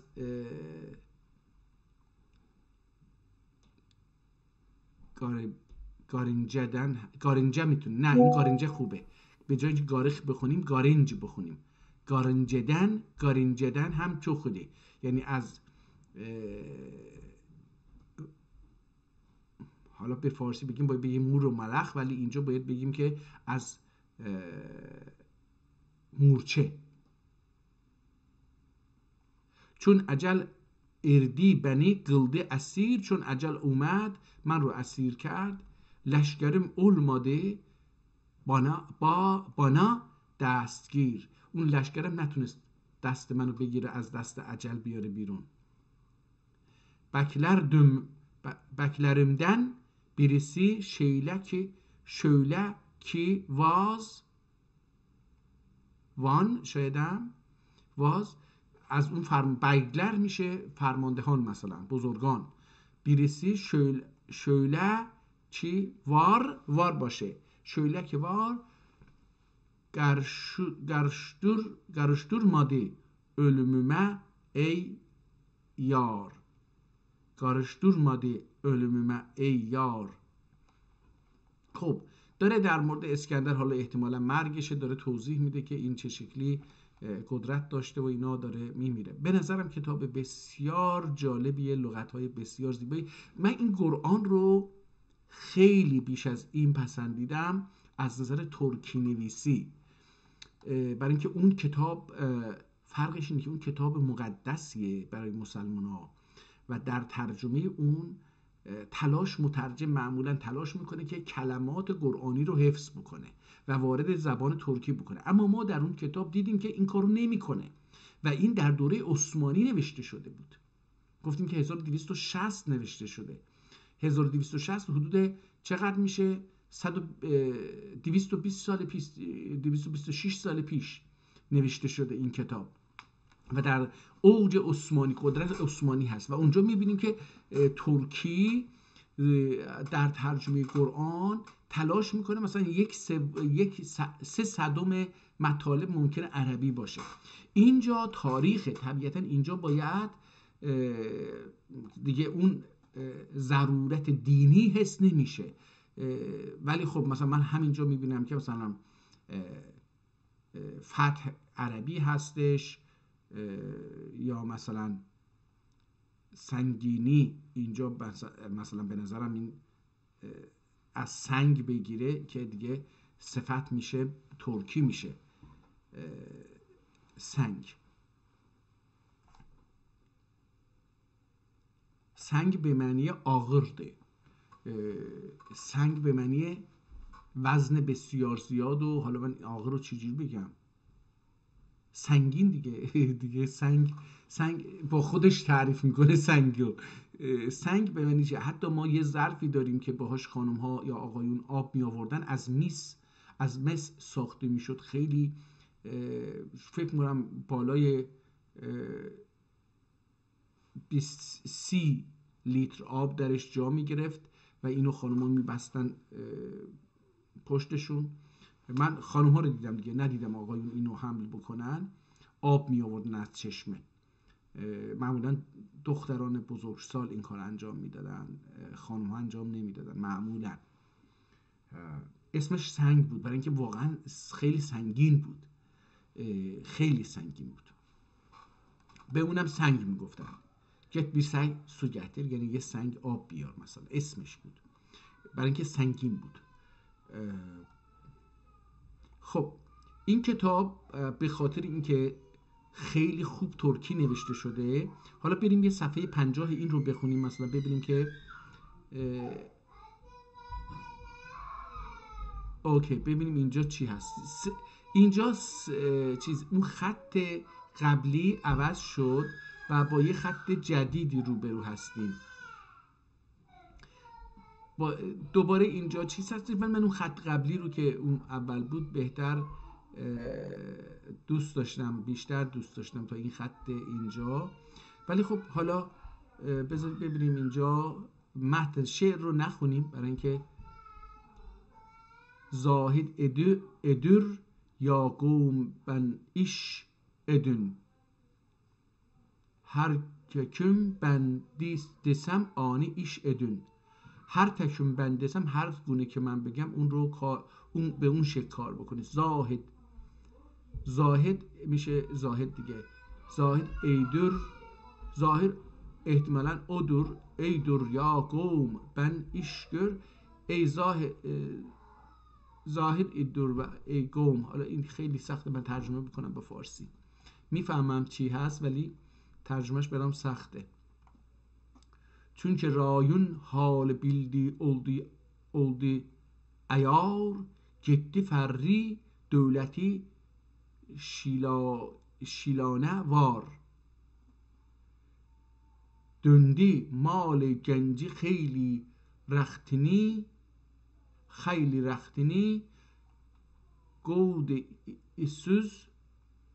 گود اسüz şile mülk tahtini.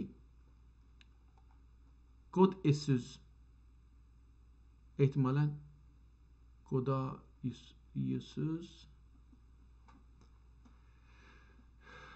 خب بریم یه صفحه‌ای که فقط از اینجا شروع کنیم.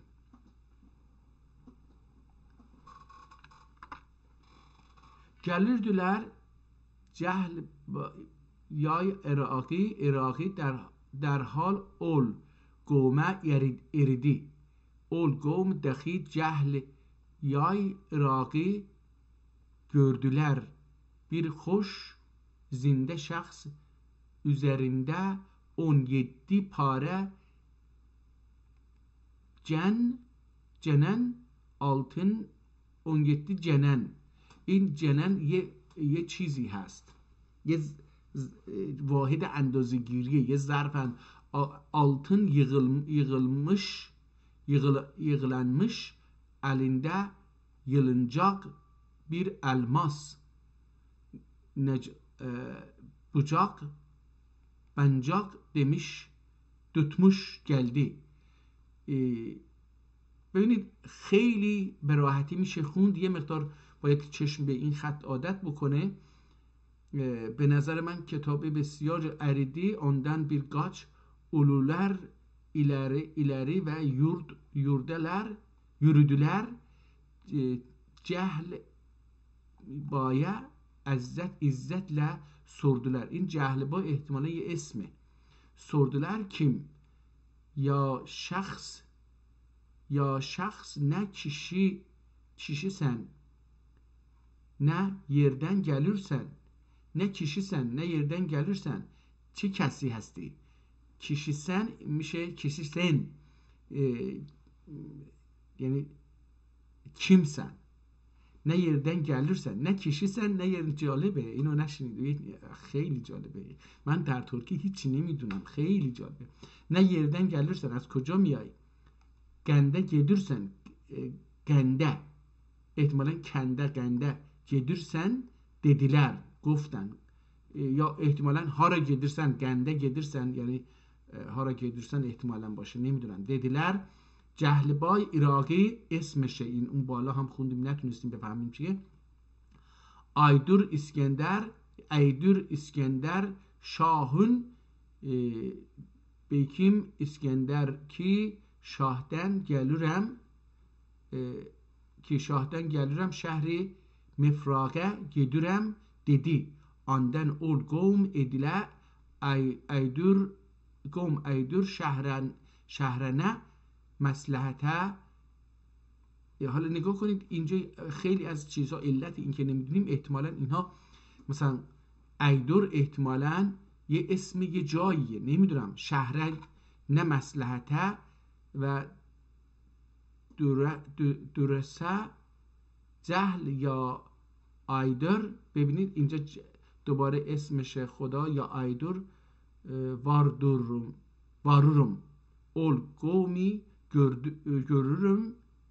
görürüm ki İskender Şah'a muti midir veya خود asi midir. این می اینجا علامت سوال میدür یا آسی یا خود آسی میدür dedi. Ondan o قوم جهل بایه یا مایه حالی dediler İskender Şah'a duhule verdiklerin bildirdiler cehbaya dahi hakkı töhfeler verip dahi çok اینجا çok hak من خوندم dahi çok töhfeler verip ben yine şaha kendi gönderdiler اینجا gönderdiler. ببینید حالا ببینید دوستان در وقتی که این متن رو آدم میخونه هم چشمش یواش یواش عادت میکنه همین که از سیاق جمله مفهوم جمله میفهمه چه چیزی رو غلط خونده برمیگرده اونها رو درست میکنه. به نظر من کتاب بسیار جالبیه و ترکیه بسیار خوبی رو به کار برده. ارزش این رو داره که یعنی تا الان هر که ما اصلا ترکی رو ببینید هم در ترکیه امروزی و هم در ایران و هم در آذربایجان و هم در جاهای دیگری که احتمالاً بعضن آثارشون رو میبینم به نظرم میاد که زبان ترکی رو کشتند. برای اینکه ترک ها باید از زبانشون بریده بشن عقب میمونه. برای ما از این زبان و از این ببینید عربیش خیلی کمه نیست در اصل، یعنی خیلی زیبا نوشته شده چه قرآن چه این کتاب، یعنی ارزش بسیار بالایی داره. به نظر من اینها باید به عنوان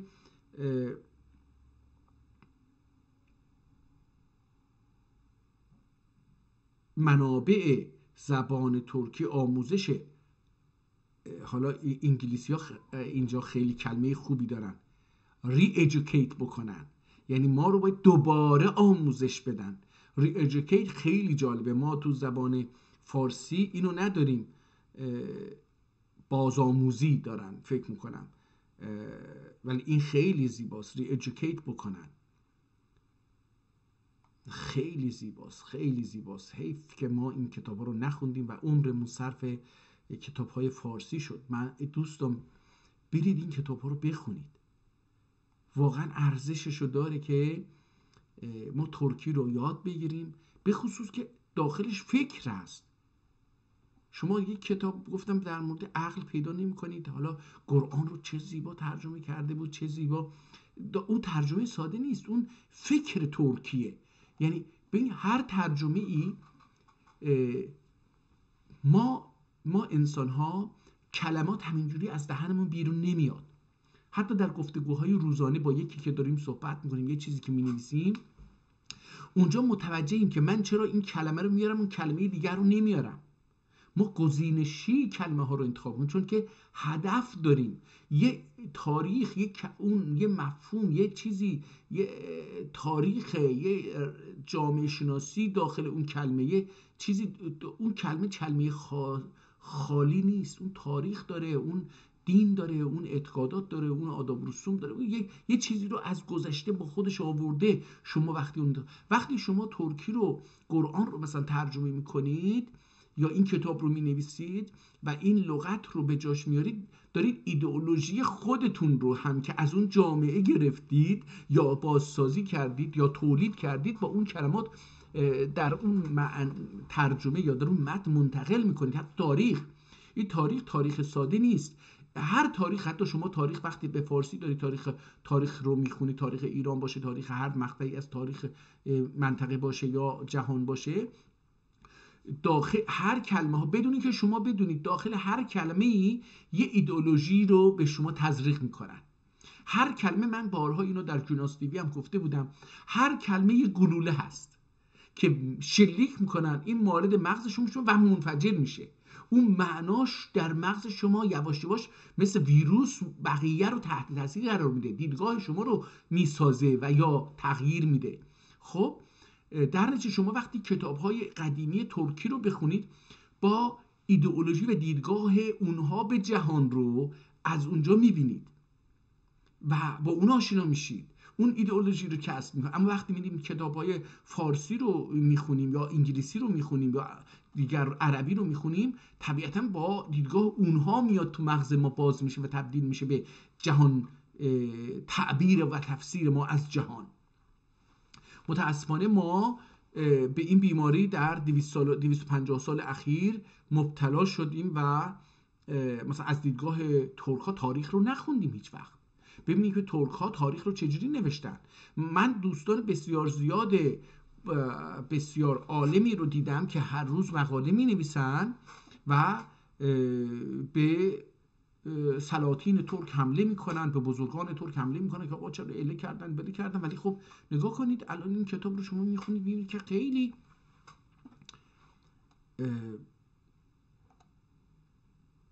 حالا این که من نمیتونم بخونم این یه مشکله طبیعتاً، اما این که مثلا دوستانی هستن که میتونن کتاب رو بخونن و این رو به همین شکلی که نوشته خوب بخونن و ضبطش بکنن، باور بکنید این منتشر میشه تو جامعه و تأثیر میذاره.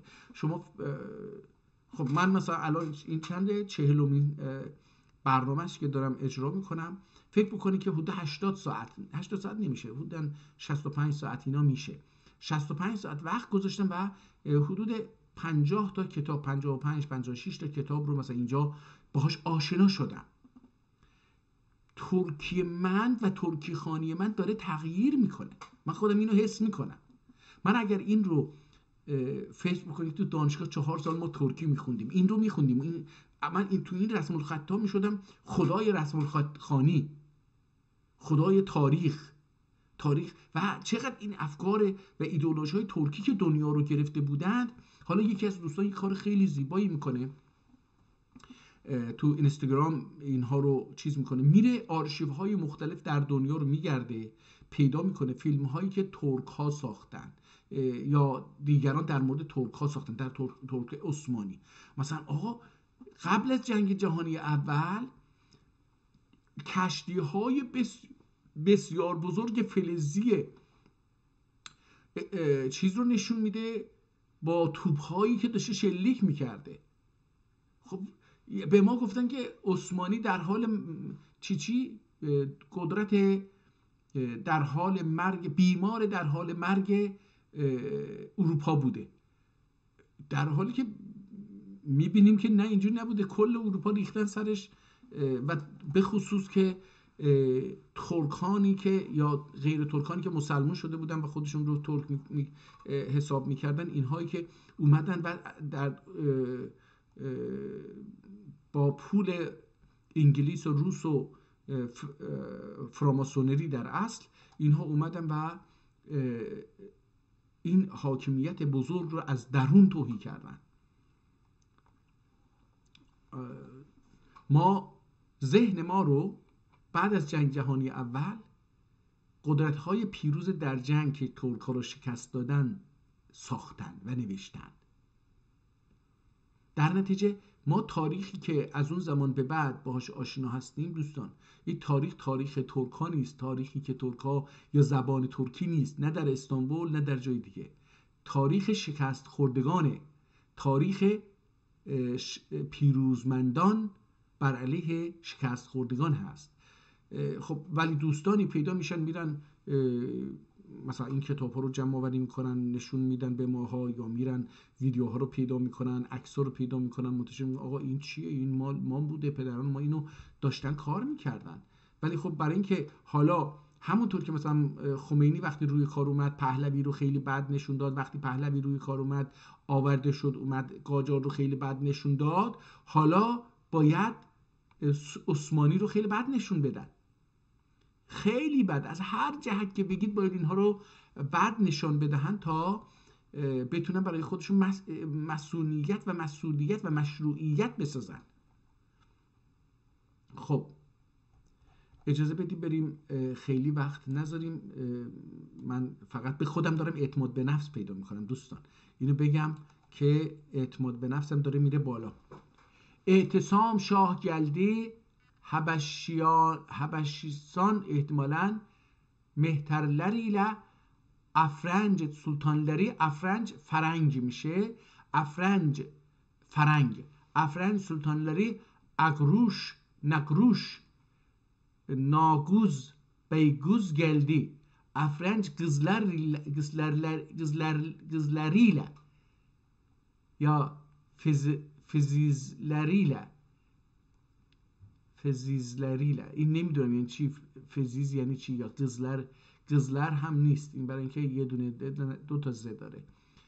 فزیزلریله dünkü sultani Şatlal Şah geldi Zengistan pehlevanlarıyla.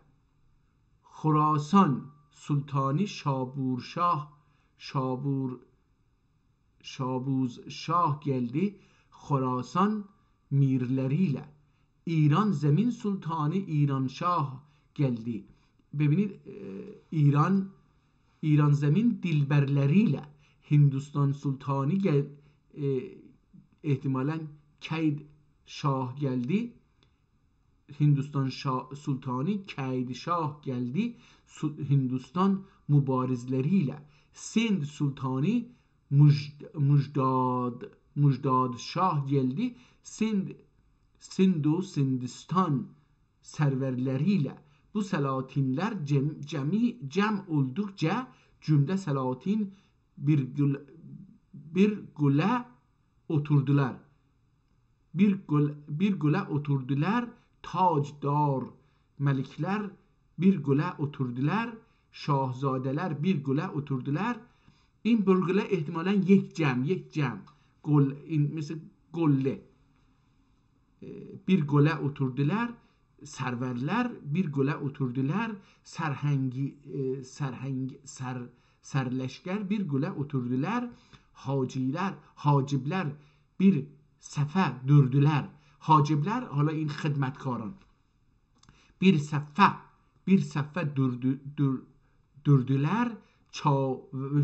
çavuşlar bir صفه durdular. çehil pay Iraki پیکرler. çehil pay Iraki پیکرler bir گله durdular. Ondan bazı gurulup eyşe و نوشه ببینید واو رو اینجا و نمیگه، eyşu نوشه مشغول öldüler bunlar bend eyş etmekle ol taraftan dahi bunlar bend eyş olmakta ol taraftan dahi behteran banu kendi barağında oldu. Takim Erdoğan Şah'a veracakla bunlar bu veçile Yarakda veli on taraftan dahi behteran banunun aşığı gamdani çini eyyamile geldi. Gemiler ile cezire vagvaga çıktı. Adem bulup sorup İskender Şah behteran بانوییله گندیده کین بیلدی. ببینید به نظرم خیلی به راحتی میشه خوند، خیلی جزئیات رو در مورد تاریخ، حالا چه تاریخ نمیدونم، ممکنه که تاریخ واقعی باشه یا تاریخ چیز باشه، البته که برای ما گفتم از نظر فکری خیلی خیلی مهمه. این چیه؟ لا اله الا الله محمد رسول الله بس بغور سقراط ایدر یا کتیم یاکت بس بغوز سقراط ایدر یا kim خوش نصایح در bu söz alay yayket خوش نصایح در bu sözlari eşit. شعری گفته بس بغور سقراط ایدر yayket خوش نصایح در bu sözlari eşit. Sen alın çün ağlamak şöylane var. Hakkı Teala'dan şikayet dür ey yar. Gelmekü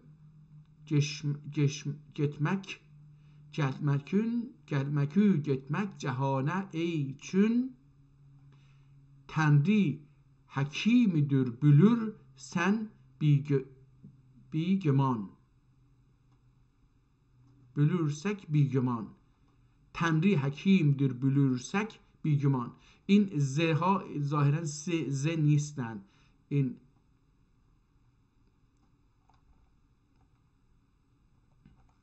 بریم صفحات آخر کتاب. یک کتاب اینجا دوباره چیز خط عوض شد، 2 تا خط شد، این قبلی و این بعدی رو ببینید. خیلی اینجا شلوغ دیده میشه، با خاطر کلوفتی اینجا بهتر دیده میشه. خیلی بریم آخر کتاب. آخر کتاب خطش عوض شد، این بارها خطش عوض شده. بریم آخرین صفحه کتاب رو ببینیم چیزی میتونیم ازش در بیاریم. اینجا 202 هستش. این چی هست نمیتونم بخونم، همین خیلی دیگه مورچه‌وار نوشته، یعنی انگار مورچه رو داخل دوات گذاشته روی یک ورق. راوی گولینجا رستاتالس وزیر حالا دیگه نمیتونم اینجا رو بخونم، باید وقت صرف بکنیم. کتاب ترکی، از اول تا به آخر احتمالاً کتاب ترکی هستش. 600 صفحه این کتاب چیز هستش، صفحاتشه. متاسفانه نتونستیم بخونیم ببینیم که چه کسی این رو نوشته. احتمالاً اینجاها یه چیزی تو این شعر آخر باید باشه اگه بتونیم بخونیم. böyle demiş taşa ol خطی بزد ki ey cehani malik mülk için gezen bezen gezen belki ben dahi zamanındaki vaz talem açra şahid ey شهریار. دیگه من اینها رو نمیتونم خیلی خوب بخونم، ولی خب دوستان من به خودم میگم دارم یواش اعتماد به نفس پیدا میکنم، برای اینکه این کتاب رو اگر 1 ساعت باهاش وقت بذارم و 2-3 صفحه‌اش رو از اول شروع بکنم بخوندم، فکر میکنم که موفق میشم که بخونم. خب بریم کتاب سوم رو، باز هم اینو کوچیکش بکنیم که با کتاب آشنا بشیم. فکر کنم اینو من دیروز دیدیم، نه جلدش به این شکل بود البته. یا حالا یکی اومده اینجا سفره چی اولدی دخان گتی جهانگیر توتینی گالدی همان، سفره جود و سخا نون یدی اولدی دخان، یدی سفره جود و سخانون یدی یا سخانی یدی اولدی دخان، هرچی سفره جود و سخا بود خورد و همه شد دخان. دخان به معنی عربی هست به معنی دود. اینجا یه چیزی نوشته که نمیتونم اتی جدی جهانن توتینی گالدی همان، میگه حالا از جهان رفت و گادشاه و ملا ملاسن بین ملا حالا حسین حسن عبدالرحمن. اینجا یه چیزایی نوشته که با آن که میشه خوند اما نمیشه خوند. جالبه. یک کسی اینجا نشسته خراب کرده. این کتابخونه در کتابخونه سلیمانیه هست، این از اونجا اومده. اینجا یه تاریخ میبینیم 1354، نمیدونم این چی هست. بسم الله الرحمن الرحیم. حالا یه نگاهی به کتاب بندازیم، خط کتاب رو اول ببینیم. دوستان نگاه کنید، روی بعضی از کلمات خط کشیده، حاشیه کتاب خیلی جا نداره. بازم فکر میکنم این کتاب جدیداً نوشته شده باشه، یعنی خیلی قدیمی نباشه، برای اینکه حاشیه نذاشته تا بنویسن. اما دور این مطلب رو اومده چیز کرده، با خط قرمز کشیده. حالا میبینید این وسط این حاشیه نه، این شیرازه کتاب اینجا خیلی با قدرت دوخته شده. این خیلی باز نشده که بتونن این طرف کتاب رو هم بگیرن و نخواستن. احتمالاً اینجا یه حالت دایره‌ای وار به شکل خودش گرفته. بعد اینجاها میبینیم که در مورد مکروه، مباح، سنت، مستحب، مکروه، ادورکی، حالا اینجا داره اینها رو حرام و مکروه و مباح و سنت و مستحب داره اینها رو یکی یکی تعریف میکنه که منظورش چی هستش. حالا اینجا فرض و واجب، این از اول، حالا از اینجا شروع میکنه واجب چی هستش و فرض چی هستش. احتمالاً از اینجا شروع میکنه فرض بوده، از اینجا فرض، بعد واجب، بعد حرام، بعد مکروه، بعد مباح، بعد سنت، بعد مستحب، بعد دیگه احکام شرعیه رو اینجوری داره هی توضیح میده. گفتیم اسم کتاب چی هست؟ ایمان علمی. حالا ببینیم این ایمان علمی چه چیزی. حالا اول کتاب رو ببینیم. خواستم بگم که زیر خط کشیده، اگه میبینید که وقتی با قلم درشتر مینویسه و ببین کلمات رو به هم میچپونه، وقتی به هم میچپونه خوندنش یه مقدار سخت میشه. مثلا نگاه کنید اینجا رو داره نشون میده، اینجا احتمالاً پاک شده یه بار کافرون، حالا احتمالاً هم پاک نشده باشه. اینجا این کتاب 114 صفحه هست. دوباره اینجا یه جایی خالی بوده، صفحه خالی بوده، این اومده سریع اینجا برای خودش نقاشی کشیده. بسم الله الرحمن الرحیم. سالب و ملک ملاسسن من بن ملا ابراهیم احتمالاً باشه، احتمال میدم ابراهیم باشه، عثمان فردوس، یه چنین اسم احتمالاً چیز هستش. اون کسی که کتاب رو خریده داشته. نگاه کنید کتاب رو چی کار کرده. این واقعاً که دیگه باید به این آدم ها چی گفت. بسم الله رو اومده اینجا، بسم الله الله باهاش بازی کرده. از اینجا خط کتاب تغییر میکنه، یه خط دیگری هست متفاوته. نمیدونم از اول هم این صداگذاری بله بوده، از اینجا به بعد هم میبینیم که صداگذاری ها خیلی بهتر دیده میشه و خطش اینجا از اینجا به خطش خیلی زیباتره، خیلی زیباتره و اون بین حروف فاصله هست، اون زیبایی رو حفظ کرده. ولی کتاب هنوز چیزه، نمیتونه خیلی زیاد باز بکنه. این رو بریم بالاتر دوباره. این خط گفتم جدید خیلی زیباتر هست. البته دوباره عوض شد خط، از اینجا به بعد دوباره خط عوض میشه. اینجا یه خطی هست و اینجا یه خط دیگریه. اینجا خط دوباره عوض میشه. ببینید از اینجا عوض میشه، در اصل از اینجا شروع میکنه به عوض شدن، دوباره برمیگرده به اون خط اولی اهدنا الصراط المستقیم صراط الذین انعمت علیهم رو. حالا خب بریم آخر کتاب رو هم یه اینجا به نظرم یه تغییر جالبی اومد، اما خیلی اطراف کتاب خیلی اومدن صاحب نمیدونم کتاب رو خیلی 654 احتمالا این تاریخ باشه، 654 احتمالا تاریخ باشه دوستان. قلم، نوع قلم، حالا من یواش یواش دارم با اینها آشنا میشم. اینجا با اون قلم هایی که میتراشیدن با اون نوشته، یعنی اینجوری که وقتی رنگ ها خیلی غلیظ دیده میشه، خیلی سیاه دیده میشه، کلفتر دیده میشه، با اون قلم هایی که مثل نی بود میتراشیدن مینوشتن با اون هاست. وقتی میشکست حالا اینجوری میشد، یعنی درست نمیتونست به چیز بکنه، تراش بکنه، کلمات خیلی بد نوشته میشد. یعنی اینجا از نظر خطی میگم بد، نه اینکه چیز هست، ولی خب بعضی از کلمات مثلا خب حالا اینا دیگه دوستانی که متخصص خط هستن میتونن بیشتر توضیح بدن. بسم الله الرحمن الرحیم. ببینیم این کتاب موضوعش چیه اصلا. گفته که ایمان علمی. برای من خیلی جالبه که ببینم چه تأثیر. الحمدلله رب العالمین و الصلاة و السلام علی رسولنا محمد و آله و صحبه اجمعین. Gün batıştan gün doğuşuna varınca ne kadar Müslümanın din var ise, dini var ise akrarın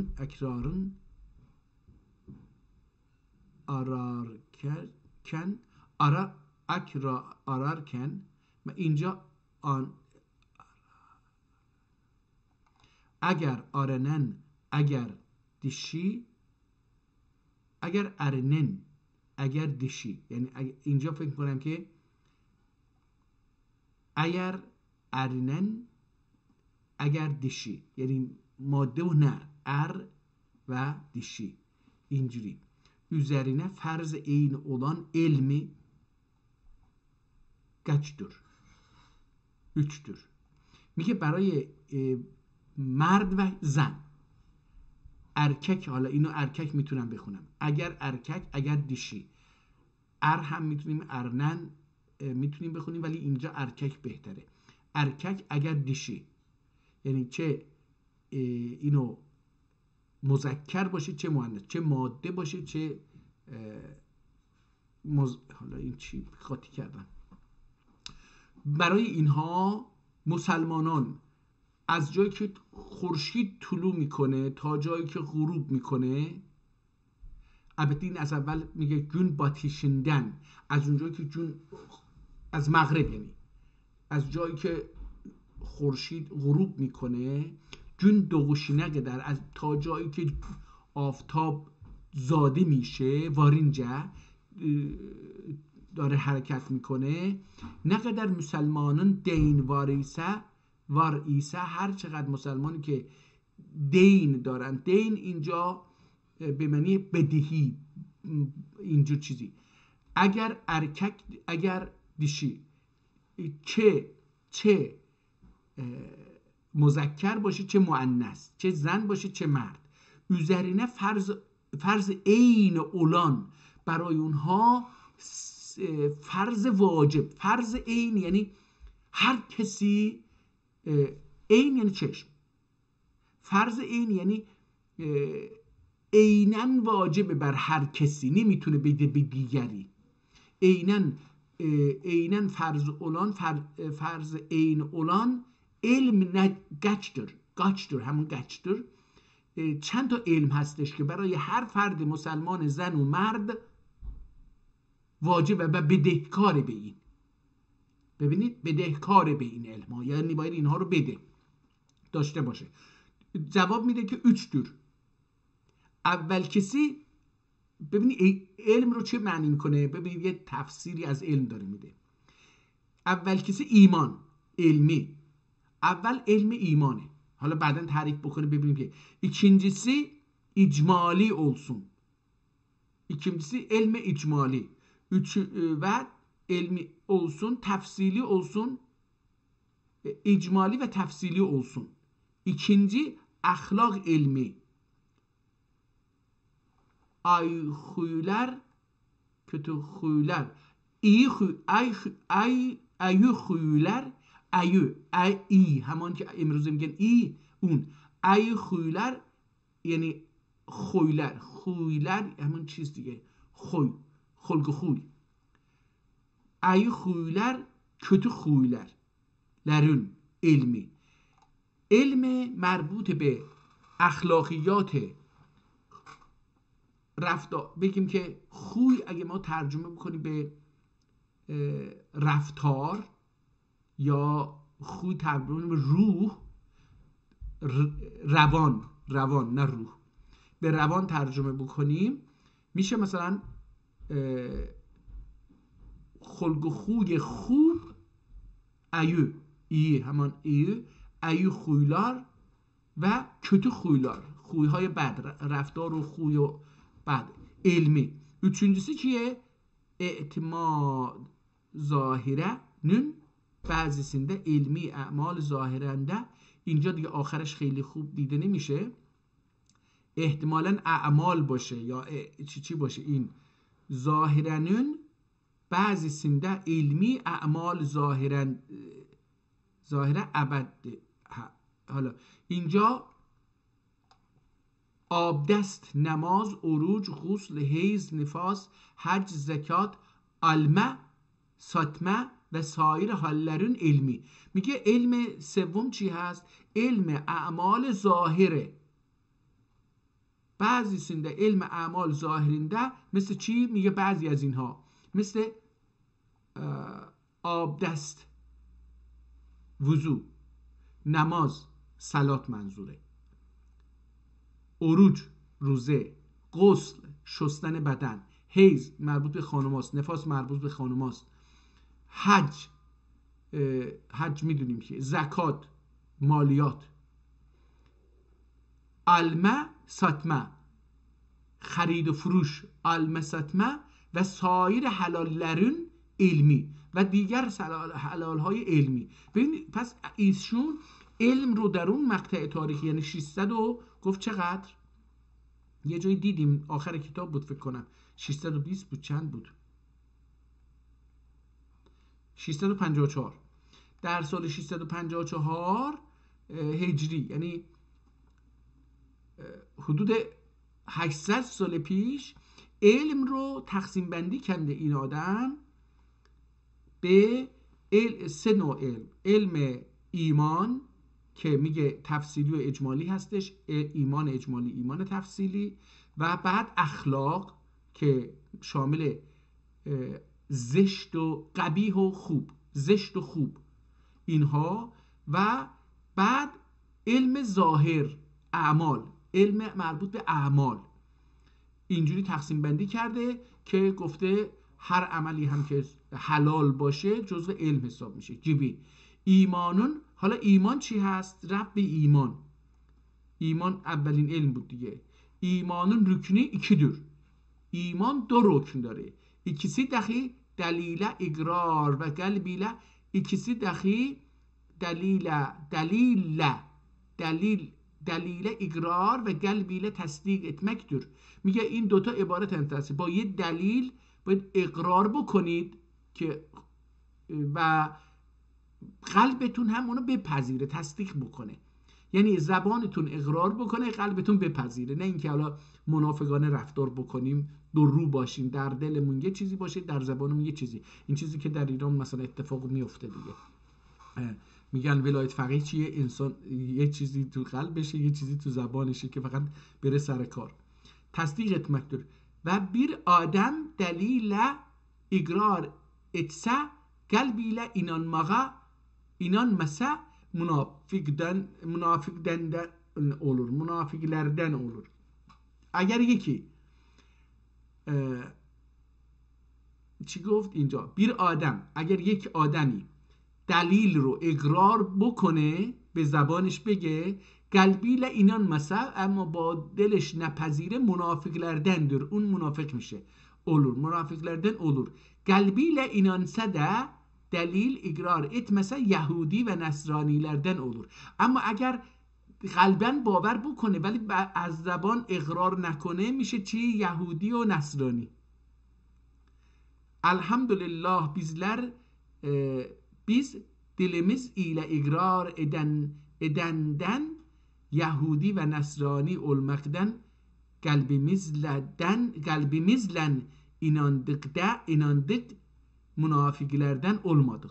میگه الحمدلله ما به زبانمون اقرار کردیم یهودی و نصرانی بودن از اونها جدا شدیم، با قلبمونم اعتراف کردیم پذیرفتیم، از منافقها نشدیم، جزو منافقان نشدیم. ایمانın sebebini nedir? Sebebi iman çiست؟ مسنوعاته bakmaktır.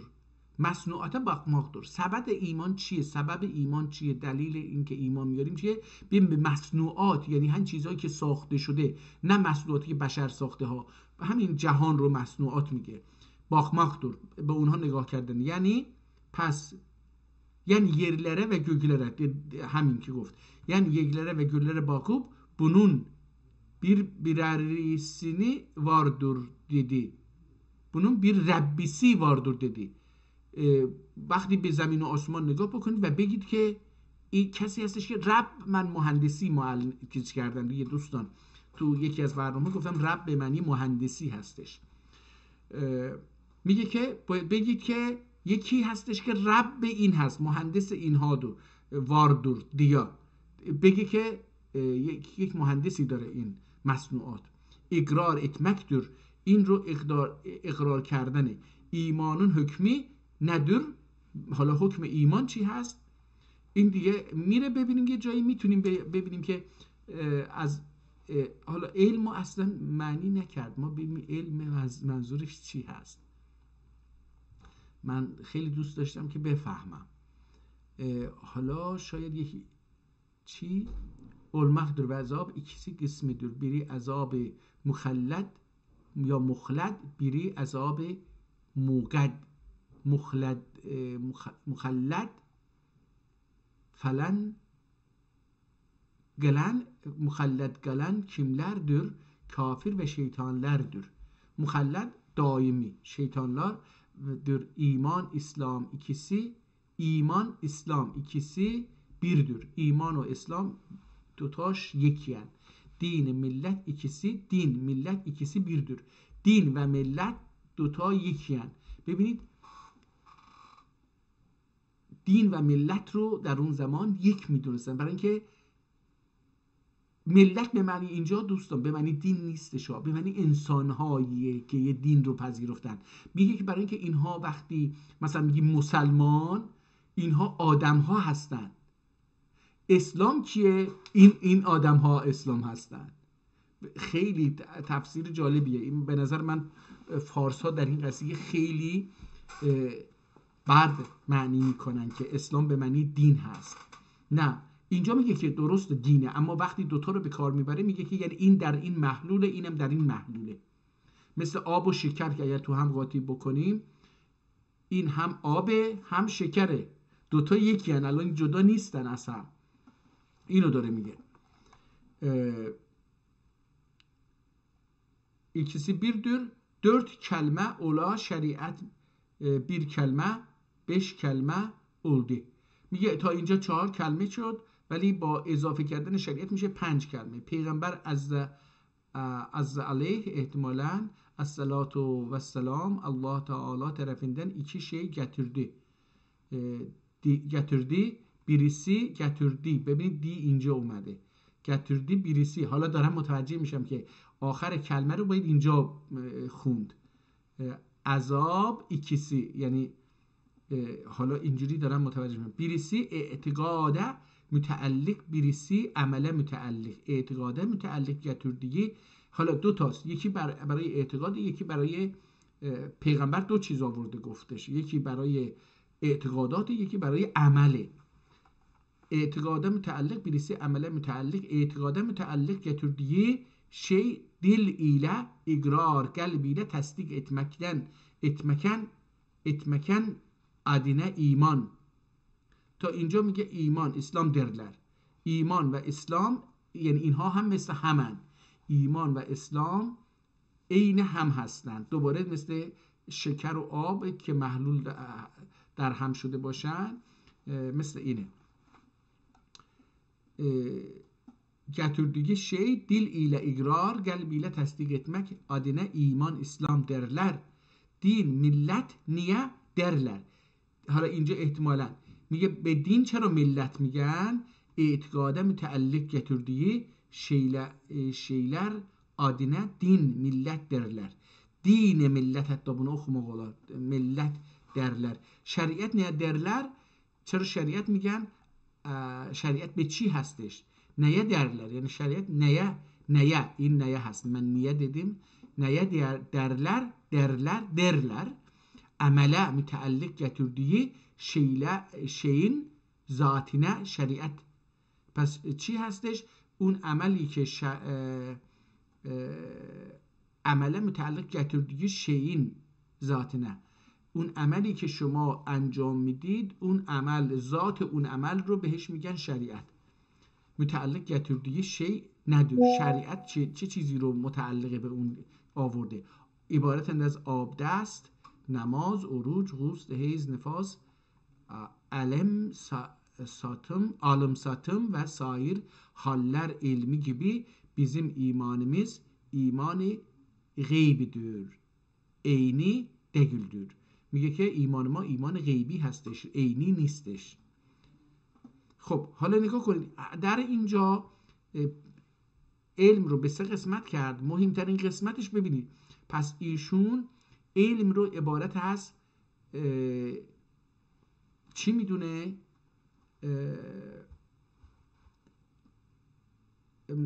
وضو گرفتن، صلات رو به جا آوردن، روزه گرفتن، غسل و حیض و نفاس و خرید و فروش. نگاه کنید اینها هم و سایر حالر و یه چیزهایی که مثل این هاست. یعنی از وقتی از عبادات، از اون چیزهای عبادت، اوائل عبادات خارج میشید، میرید به طرف عالم ساتم، دیگه وارد اجتماع میشید. البته اونا هم شخصی هستش، درسته، ولی چیز هست. خب دوستان، این kitap هم در 800 سال پیش حدوداً اومده یه تعریفی از اینها داده. Bu şeyler ve kıyamet gününü görer gibi etikad etmek gerek, kalbindeki imanı gederen nedir zan ve şek ve vahm diyor, niye derler, bilmesi az ola, bilmemesi çok ola. کتاب بسیار جالبی هست به نظر من. کتاب اعتقادی هست بیشتر، نه علمی نیست. از نظر اعتقادی در اون مقطع تاریخی میخواد علم رو تعریف بکنه. خب تلاش بسیار چیز هست. ما وقت اگر بخوایم در مورد تاریخ علم صحبت بکنیم و تاریخ فهم دینی یا فهم علمی صحبت بکنیم دوستان، به این کتاب به ما میگه که در یک مقطعی علمای اسلامی، بزرگان اندیشمندان اسلامی دین رو، ایمان رو علم میدونستن و اعمال فردی ایمانی که مربوط به کارهایی استش که انسان انجام میداد یا برای عبادت یا برای زندگیش، این رو هم علم میدونستن. یعنی ببین در کنار هم اینها رو، ایمان یک علمه، نمیدونم اون یکی یک علمه و این یک علمه، شریعت یک علمه، اینم یک علمه، که البته این شریعت دیگه. گفت این قسمت هایی که شما میایید اینجا، این میگه شریعته. یه تعریفی انجام داد و بعد در اعتقادات بیشتر، الان اعتقادات رو صحبت میکنه. احتمالا مثلا اواخر کتاب اگه بریم، مثلا اینجا مستحب و واجب و اینها، به نظر من بحث‌های جالبی خواهد بود که آدم بفهمه که این چی میگه، مثلا این واجب چرا واجبه، این مستحب چرا مستحبه، این چرا مکروهه، این چرا حرامه، اینها چیه، اینها رو مثلا یه علمیه. از حال ما قبول هم نکنیم، این یک شناختی میده به از جهان پیرامون. ممکنه الان این مثلا به نظر بعضی از دوستان منسوخ شده باشه، علم نگن، ولی خب وقتی به شما میگه آقا دست تو اینجوری بشور، صورت تو اینجوری بشور، اینجوری نمازتو بخون، اینجوری چیز بکن، این یه تخصصی بوده، الان هم هست هنوز تخصص، ولی در یک زمانی جزو علم حساب می شده و در این حالی که این مربوط به مثلا اعمال و رفتار روزانه در اجتماع بوده، بازم بخشی از جامعه شناسی امروز و در گذشته هم همینطور بوده. خب ما اینها رو میتونیم از زاویه‌های مختلف به خصوص از نظر تاریخی اینها رو ببینیم. حالا مثلا بریم صفحه، چون این خیلی زیاد نیست، کتاب 114 صفحه است، ما میتونیم الان اینجا صفحه 40 رو بریم، به یه ذره از صفحه 40 بخونیم ببینیم چی میگه. üzerine بعد استنجادن sonra، ببینید sonra رو چجوری، ول خامسو بشینجی، اینجا خامس رو خودش عربیشو می نویسه، بعد بشینجی. حالا اگر اینجا باشیم مثلا ببینیم اینجا چی گفته. üzerine بعد الاستنجا استنجادن sonra مکروه، ببخشید استنجادن sonra و سالس üçüncü، دوباره اینجا تعریف میکنه، خود سالس رو هم دیگه ترجمه میکنه، نمیخواد عربی به کار ببره، معنیشو میگه ذکر دعا ذکر etmek، ذکر دعا خودش عربیه، دعا ذکر etmekdir. این de کل عضو، هر عضو یدوغی یدوغنده، یعنی وقتی داری نماز میخونه مثلا، حالا من نمیدونم استنجا یعنی چی، احتمالاً آب رو یک دماغش میزنه یا غرغره میکنه، اینا احتمالا یکی از اینها باشه. یودغینده یعنی دیگه در وقتی که داره خود میشوره در اون زمان باید دعا بخونه. و رابع dördüncüsü رش الماء، دوباره این یه، حالا رش الماء چی هستش نمیدونم، سوی seçmekdir. این seçmek چی میشه دوستان به نظرتون؟ احتمالاً نمیدونم، الاسرا ویل تونی، üzerine badal استجاره den sonra vel خامس beşinci رشل ما، اینجا رشل ما رو آورده، حالا دوباره اینجا آورده، چرا؟ سوی seçmektir alal arc فرجی üzerine، نمیدونم این ارج گفته بود، این فرجی گفته، یعنی چی متوجه نشدم. و سادس و altıncı غسل öli'den iki ölen yemektir. iki elin ne aleyden عربی کرده، دو ال. altıncı غسل یدین، میخوام عربی اینجا، غسل یدین iki elin yemektir. بعد مسل خایه مسل خایه yer üzerine elin silmektir. باب الکراهت. حالا دیگه اینجوری داره توضیحاتی رو در این مسائل میده. مالک یوم الدین و اینا احتمالاً داره چیز میکنه، نماز رو داره توضیح میده که نماز رو به چی بگید در من نماز. این مثلا مالک یوم الدین داره ترجمه میکنه که چی، الله ایله، الله چی، cüz'i koninin maliki, cezi koninin maliki ve mütesarrifi ancak oldur. Yani femen ya'mel miskale zerretin hayren yere ve men ya'mel miskale zerretin şerren yere, muktezasınca herkese zerre kadar hayrine sevap ve zerre kadar şerrine azap etmek ile ceza koninin malikidir. bir tevhid dahi budur. İyyâke na'bud, ey sıfat-ı kemal zatine mahsus olan Zülcelalullah, Zülcelal Allah biz mümin, bir mümin ve müvehhid kullerine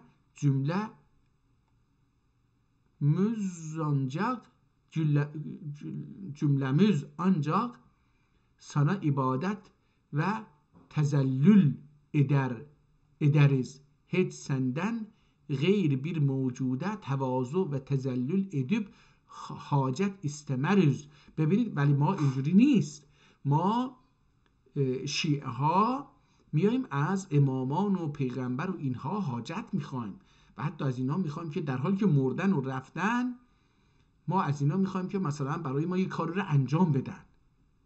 چه فرقی هستش بین پیغمبری که فوت کرده رفته و بین پدر من که فوت کرده رفته؟ از نظر برای که گفته محمد عبده و رسوله هستش دیگه، انا بشر مثلکم هستش دیگه. حالا اینجا هم وقتی انا بشر مثلکم میگیم دوباره اون شک میفته که وقتی اگر این آیه خدا باشه، از طرف خدا اومده باشه و خدا به حضرت محمد گفته باشه که انا بشر مثلکم، اینجا دیگه آیه نیست. به نظر میاد که این سخن محمد نسبت به جامعه که در قرآن اومده، نه خود پیام خدا. چون که اگه پیام خدا باشه انا بشر مثلکم، اون وقت باید بگیم خدا هم بشری است مثل ما. اینجاها یه مقدار آدم به سوال میفته. حالا این آیاتی که باید در نماز بخونیم رو داره ترجمه میکنه، خیلی هم زیبا ترجمه میکنن که ترک‌ها اینو کامل بفهمن که اونجا چی میگن. بین الان ما متأسفانه نه در ترکیه، نه در ایران، نه در آذربایجان، نه در کشورهای دیگر معنی نماز رو نمیدونیم به این شکلی که این داره میگه. مثلا نگاه کنید، من اینجا الان این چیزی که دیدم کجا رفت؟ الضالین اینهاش. اهدنا الصراط المستقیم صراط الذین انعمت علیهم غیر المغضوب علیهم ولا الضالین. ای هادی bizi hidayet qıl doğru cennete giden yola ki Kur'an yoludur. لأن هذا الصراط مستقيما فاتبعوه ولا تتبعوا السبل فتفرق بكم عن سبيله. اول kimseler bölüne hidayet eylesin ki sen onlara ihsan ettin. داره معنی میکنه، دوباره برگشت سر آیه قبلی. اول sebebiyle ol kimseler yoluna hidayet eyle ki sen onlara ihsan ettin. Kur'an yoluna gitmeye. İhsan ettin Kur'an yoluna gitmeye. Ol kimseler yoluna hidayet etme bizi ki onlara gazap ettin ve Kur'an yolundan azup gayri yollara gittiler. İnne hazel Kur'an yahdi lilleti hiye akvem. Kullere ferman, canlara canan, dillere derman. Ma'nai Kur'an hem ana iman hem geti igan. Hem gati igan igan olupdur. Cümle ferman Kur'an, anın içinde derdi derman insan, anın içindedir. İslam iman, anın içindedir. Burhan Kur'an, anın içindedir. Anın setri sebil bağı cennet, anın harfi olupdur.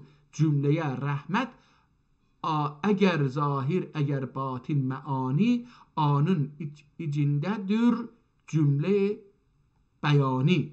Kul ya eyyuhel kitab ta'alu ila kelimetin sevaun beynena ve beynekum en la na'budu illallah ve la neşruku bihi şey'en ve la tettehuzu ba'zuna ba'zen erbaben min dunillah fe in tevellu fekulu eşhedü be enna muslimune. Bu ayet توحیدin تحقیقinde Hazreti Aziz Mahmud Efendi Iskudari. ببینید این احتمالا یه مرد بزرگی بوده، نمیدونم اسکیداری رحمه الله علیه buyururdular نظم شعر. حالا او چی میگفت؟ عموم آنلر افاده نکره هران سیاقی نفیه واقع olsa ey can. Bu manayı eğer ettikse idrak olunmamak gerek hiçbir şey işrak. Eğer şirki hakkı diğer bildir bulardan pak olak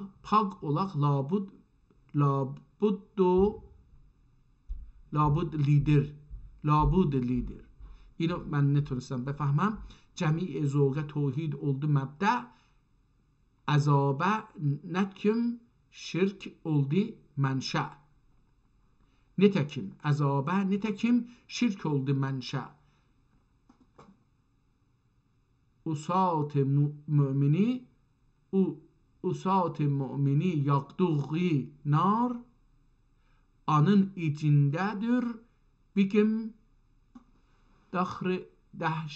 dahri ki hakkı var kişi şirkiden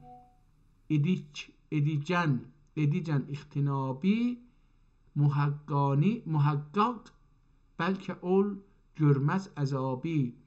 هنوز این شعر ادامه داره. otur توحید اصلی هر کمالن odur احتمالاً oldur توحید اصلی هر کمالن نتیم şerkidir اصلی her zelalün. Bu manadan ana kim ire irşad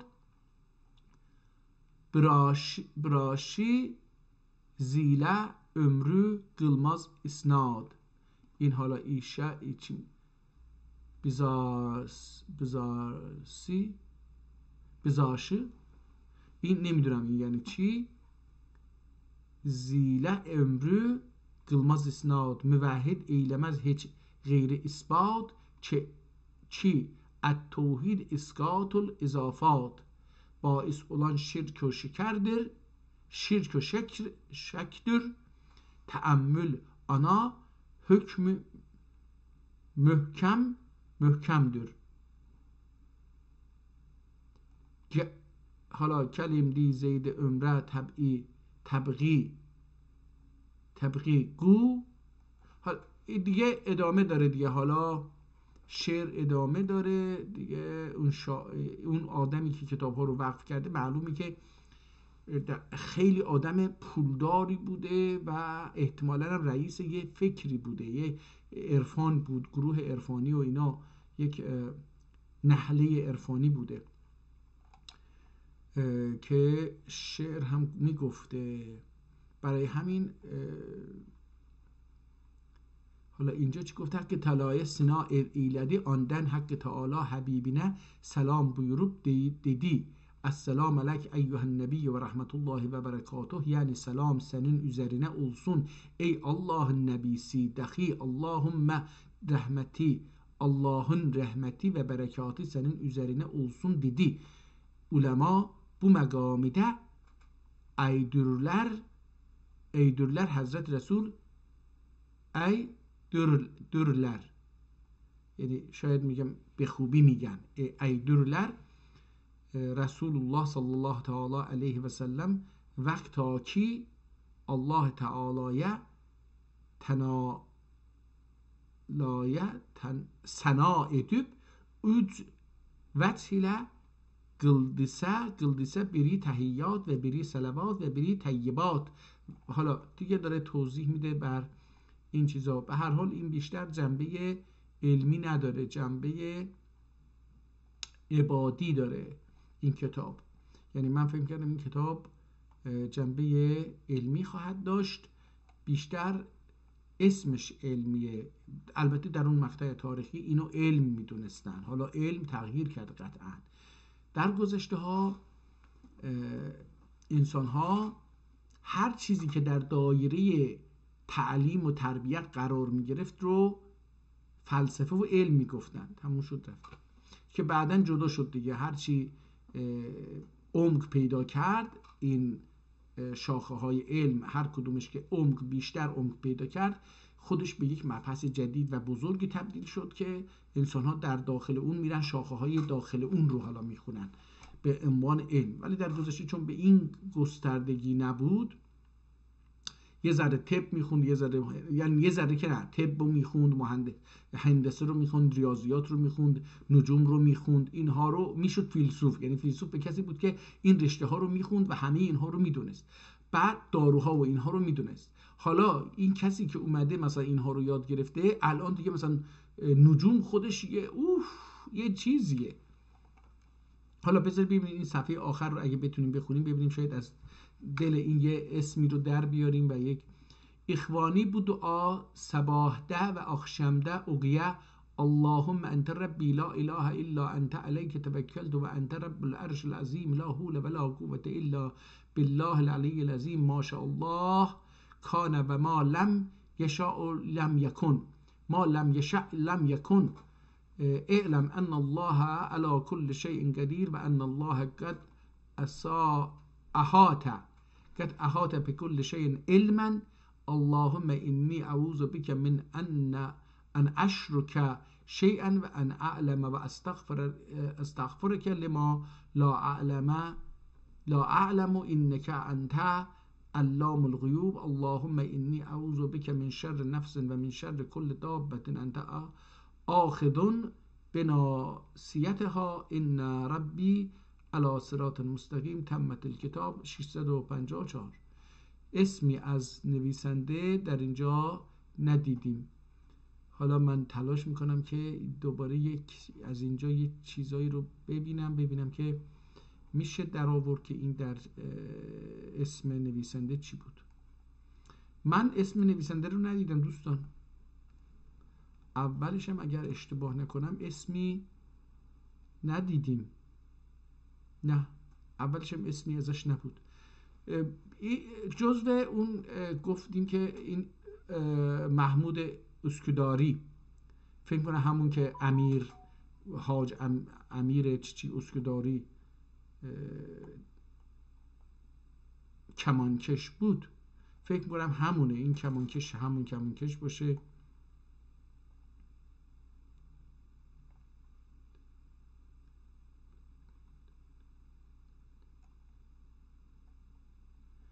اینجا مثلا داره در مورد یک چیزایی حرف میزنه که جالبه. ولی خب ببینید من الان خیلی طولانی شد، فکر میکنم که خیلی طولانی شد این بحث. الان 2 ساعت و 17 دقیقه است که داریم این 3 کتاب رو خوندیم. به نظر من همینجا کافیه، ولی میشد این رو بیشتر خوند و دید که چه چیزایی داره. به نظر من کتاب‌های امروز کتاب‌های جالبی بودن و خب یه نگاهی اجمالی به تاریخ میده. یکی اونها به تاریخ اشاره داشت، این آخری که ایمان رو بخشی از علم میدونه. خب این یک دیدگاهی اسکندرنامه در مورد تاریخ بود. و قرآن، این قرآن اسماعیل خان هم، این اسماعیل ابن حاجی هم کتاب‌های جالبی بودن و من هر 3 تا رو میتونستم بخونم و لذت ببرم. در نتیجه این 2 ساعت و خورده‌ای که الان اینجا بود برای من خیلی زمان سختی نگذشت. من فکر میکنم که دوستان اینو بستم و فکر میکنم که همینجا چیز باشه بهتره، تمومش بکنیم بهتره. امیدوارم که یک روز دیگری فرصت داشته باشیم و بتونیم با چند تا کتاب